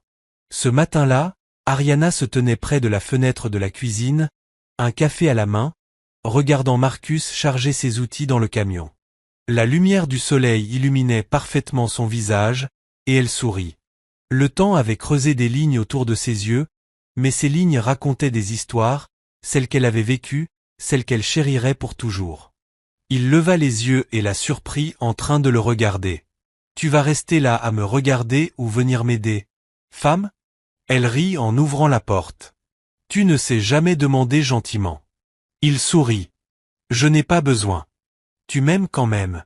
Plus que mon café du matin, » plaisanta-t-elle en lui tendant sa boîte à déjeuner. Il se pencha pour l'embrasser sur le front. Voilà ce que c'est l'amour. Ils échangèrent un regard, de ceux qui disent tout sans mots. À midi, les triplés étaient réunis dans le salon, chacun tenant une enveloppe. Ariana et Marcus étaient assis en face d'eux sur le canapé. Alors, dit Marcus, les regardant. Vous avez parlé de vos projets après le bac. On veut entendre ça. Zion prit la parole en premier. J'ai été accepté à l'Institut d'art de Chicago. Bourse complète. La main d'Ariana vola à sa bouche. Oh, mon bébé. C'est incroyable. Zion sourit, mélange de fierté et de nervosité. Oui, c'est loin. Reggie se pencha en avant, secouant la tête. Je pense toujours que tu devrais rester dans l'État. Chicago, c'est fou. Zion leva les yeux au ciel. Tout le monde ne veut pas réparer des voitures, Reggie. Et tout le monde ne veut pas mourir de faim en peignant, répliqua Reggie avec un sourire. Marcus se racla la gorge avant que la discussion ne s'échauffe. Vous avez tous vos raisons, chacun à votre façon. Et toi, Reggie ? Demanda Marcus. Reggie sortit une lettre pliée de sa poche. L'entraîneur dit que si je garde mes bonnes notes, je peux jouer à Georgia State, peut-être même devenir pro si je bosse assez dur. Le cœur d'Ariana se gonfla à nouveau. Je suis tellement fier de toi, mon bébé. Malik resta silencieux. Marcus se tourna vers lui. Et toi, fiston ? Malik haussa les épaules. Je pense que je vais rester. Aider papa avec l'atelier. Peut-être prendre quelques cours du soir. Zion fronça les sourcils. Tu veux vraiment rester ici pour toujours ? Malik sourit. Il faut bien que quelqu'un garde la maison en ordre. Les yeux d'Ariana brillèrent. Elle voyait ses fils, des chemins différents, mais le même cœur. Vous grandissez trop vite pour moi. Reggie se renversa sur le canapé. C'est ta faute, maman. Tu nous as appris à rêver. Marcus rit. Et à travailler assez dur pour les réaliser. Pendant un moment, la pièce fut remplie de rires et de projets. Le son d'une famille construisant de nouveaux futurs. Mais sous cette joie, Ariana ressentait une douleur silencieuse. Elle savait que la partie la plus difficile de la maternité n'était pas de leur apprendre à marcher, mais d'apprendre à les laisser partir. Les semaines passèrent et la maison bourdonnait de préparatifs. Zion rangeait ses carnets et toiles. Reggie s'entraînait plus dur que jamais pour le camp de basket. Malik commença son apprentissage à l'atelier automobile. Un soir, Ariana trouva Zion assis sur les marches du porche, contemplant le coucher du soleil. « Tu es nerveux ?» demanda-t-elle, s'asseyant à côté de lui. « Un peu, » admit-il. « Je pense sans cesse à vous quitter, toi et papa. Et si je n'y arrive pas ?» Elle sourit doucement. « Alors tu apprendras quelque chose qu'aucune école ne peut enseigner. » Il la regarda. « Tu crois vraiment que je peux le faire ? Je sais que tu peux. Tu as mon feu et la patience de ton père. C'est un mélange puissant. » Il rit. « Tu rends toujours ça facile. » Elle passa un bras autour de lui. « Ce n'est pas facile. Mais tu es fait pour les choses difficiles. Zion posa sa tête sur son épaule. Cet endroit va me manquer. Moi, tu me manqueras encore plus, murmura-t-elle. La veille du départ de Zion, les Coleman organisèrent un dernier dîner familial. La cuisine était bruyante, Reggie plaisantant sur les recruteurs NBA, Malik jouant de vieux morceaux de R&B, Marcus retournant les côtes sur le grill en chantant faux. Ariana les regardait, le cœur si plein que ça faisait mal. Quand la nourriture fut prête, Marcus appela tout le monde à table. « Allez, rassemblez-vous. On va prier. » Ils se tinrent par la main, et Marcus baissa la tête. « Seigneur, merci pour cette famille, pour chaque épreuve transformée en bénédiction, pour l'amour rendu plus fort avec le temps. Protège nos garçons où que tu les mènes et rappelle-leur qu'ils ne sont jamais seuls. Amen. » Après le dîner, ils restèrent éveillés tard à partager des histoires, rire jusqu'aux larmes. Zion offrit à ses parents l'une de ses peintures, l'image de la rivière où il l'avait rencontrée des années plus tôt, l'eau illuminée d'or par le soleil couchant. « Pour quand vous allez me manquer ?» dit-il doucement. Ariana le serra fort dans ses bras, ses larmes imbibant son épaule. « Tu seras toujours mon petit garçon, Zion. Peu importe où tu iras. » Le lendemain matin, la famille conduisit jusqu'à l'aéroport. Le trajet fut presque silencieux, un silence rempli d'émotions inexprimées. Arrivé au terminal, Zion serra d'abord ses frères. « Ne traîne pas, dit-il à Malik. Tu me dois encore $50. Bonne chance pour les récupérer, le taquina Malik. Puis il étreignit Reggie. Fais en sorte que tes tirs valent quelque chose. Toi, assure-toi de signer tes peintures avant de devenir célèbre, répondit Reggie avec un sourire.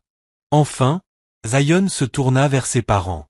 Marcus tendit la main, mais Zion le prit plutôt dans ses bras.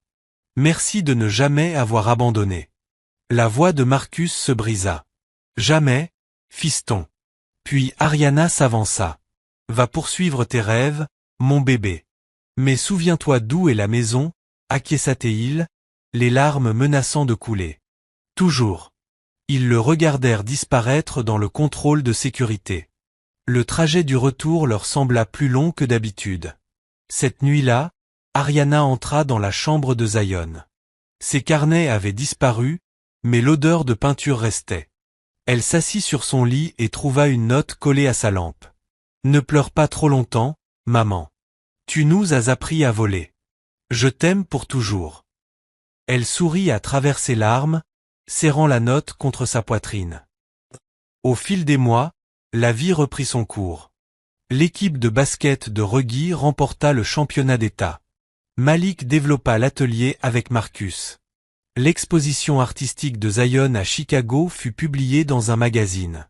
Un soir, alors que Marcus fermait le garage, Ariana arriva derrière lui, téléphone à la main. « Devine qui vient de vendre sa première peinture ?» demanda-t-il en souriant. « Laisse-moi deviner. Notre fils ? $12 000, dit-elle, rayonnante. Quelqu'un l'a acheté lors d'une exposition. » Marcus siffla. « On dirait qu'on a élevé un millionnaire. Je parie qu'il tient ça de sa maman, plaisanta-t-elle. Il rit, la prenant dans ses bras. « Non, il a ton cœur. Ça vaut plus que l'argent. » Elle sourit, posant sa tête contre sa poitrine. « Tu y crois ? Nos garçons ont tous grandi. » Marcus l'embrassa dans les cheveux. « On a bien fait, Harry.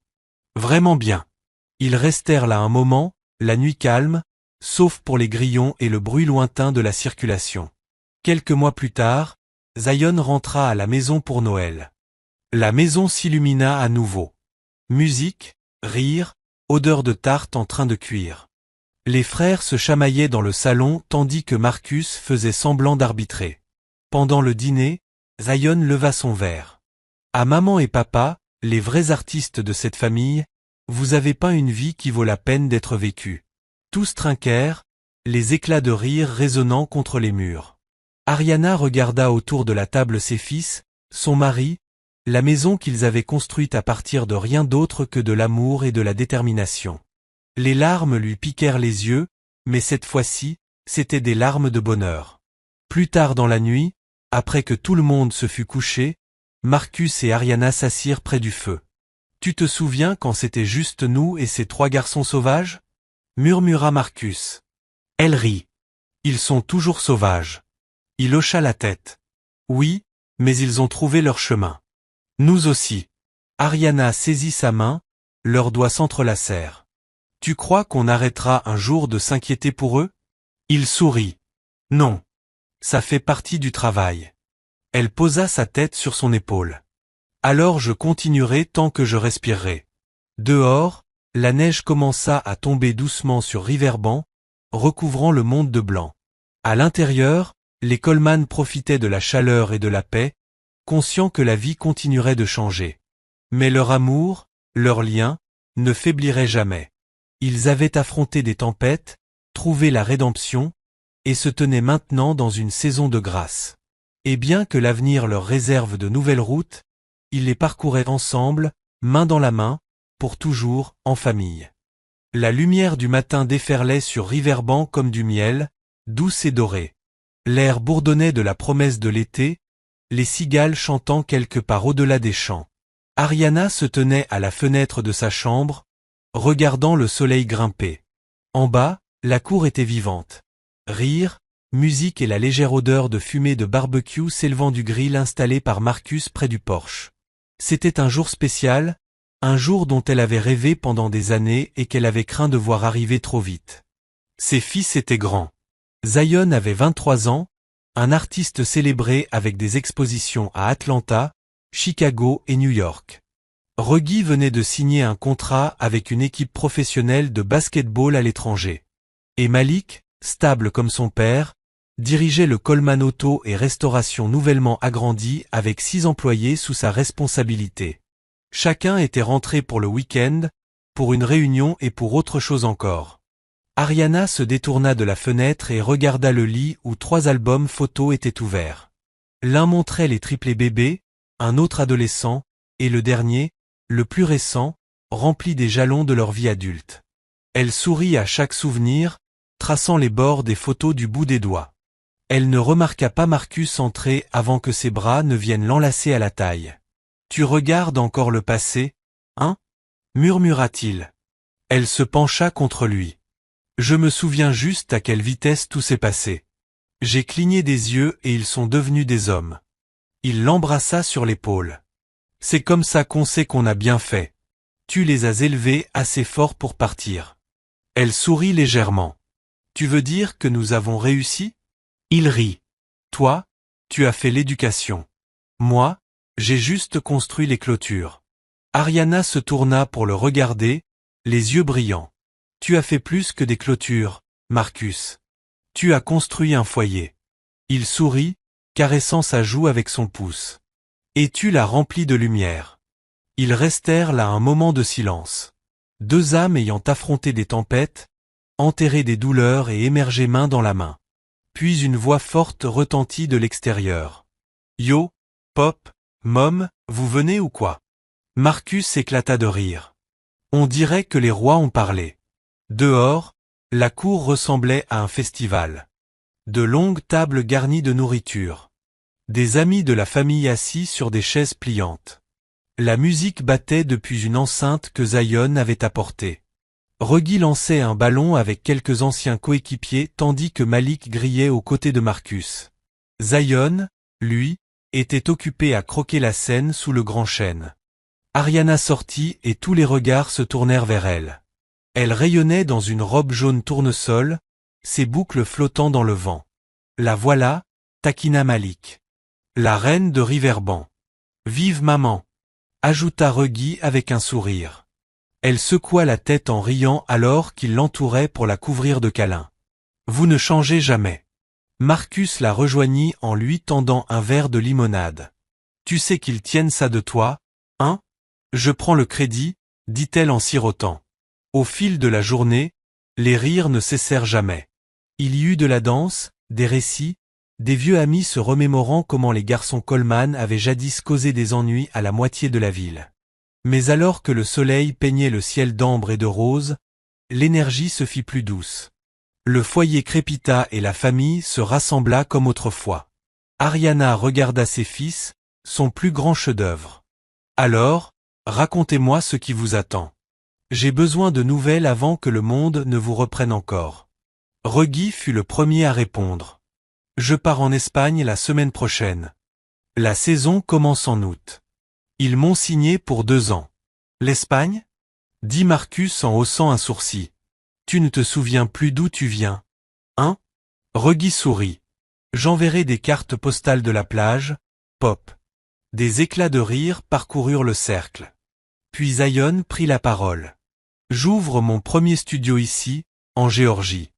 J'ai trouvé un bâtiment près du centre d'Atlanta. Je veux enseigner aux enfants qui ne peuvent pas se payer l'école d'art. Le visage d'Ariana s'illumina de fierté. C'est magnifique, bébé. Zion sourit doucement.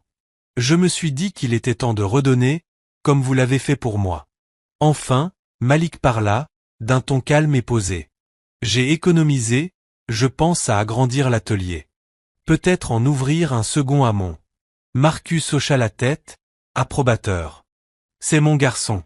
Il faudra un bon partenaire pour m'aider à le gérer, ajouta Malik en regardant une jeune femme assise non loin.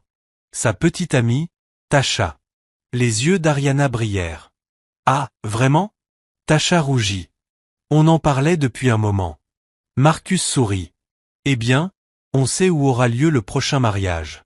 Tout le monde éclata de rire et Tasha cacha son visage. L'air était chargé d'amour, ce type d'amour profond et tranquille qui s'enracine après des années de tempête. À mesure que la nuit avançait, la voix de Zion perça le doux murmure des conversations. Mama, Pop, on peut parler un instant? Ariana et Marcus échangèrent un regard avant de le suivre vers la rive derrière la maison. L'eau scintillait sous la lumière de la lune, cette même rivière familière où tout avait commencé. Zion se tourna vers eux, le visage sérieux. Je voulais vous amener ici pour une raison. Marcus croisa les bras. D'accord, fiston. Tu as notre attention. La voix de Zion trembla légèrement. Je ne serai pas là.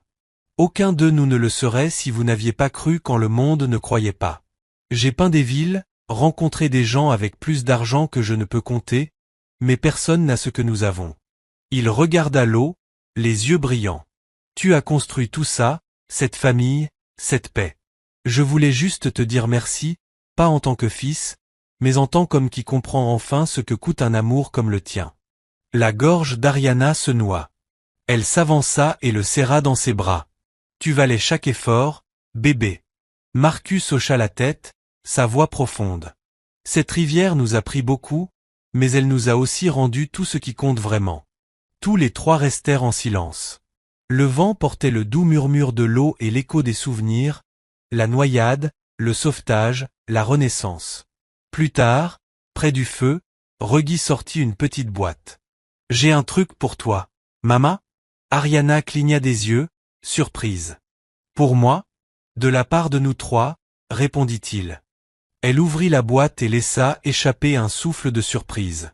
À l'intérieur se trouvait un délicat bracelet en or gravé des mots « La rivière nous a ramenés à la maison ».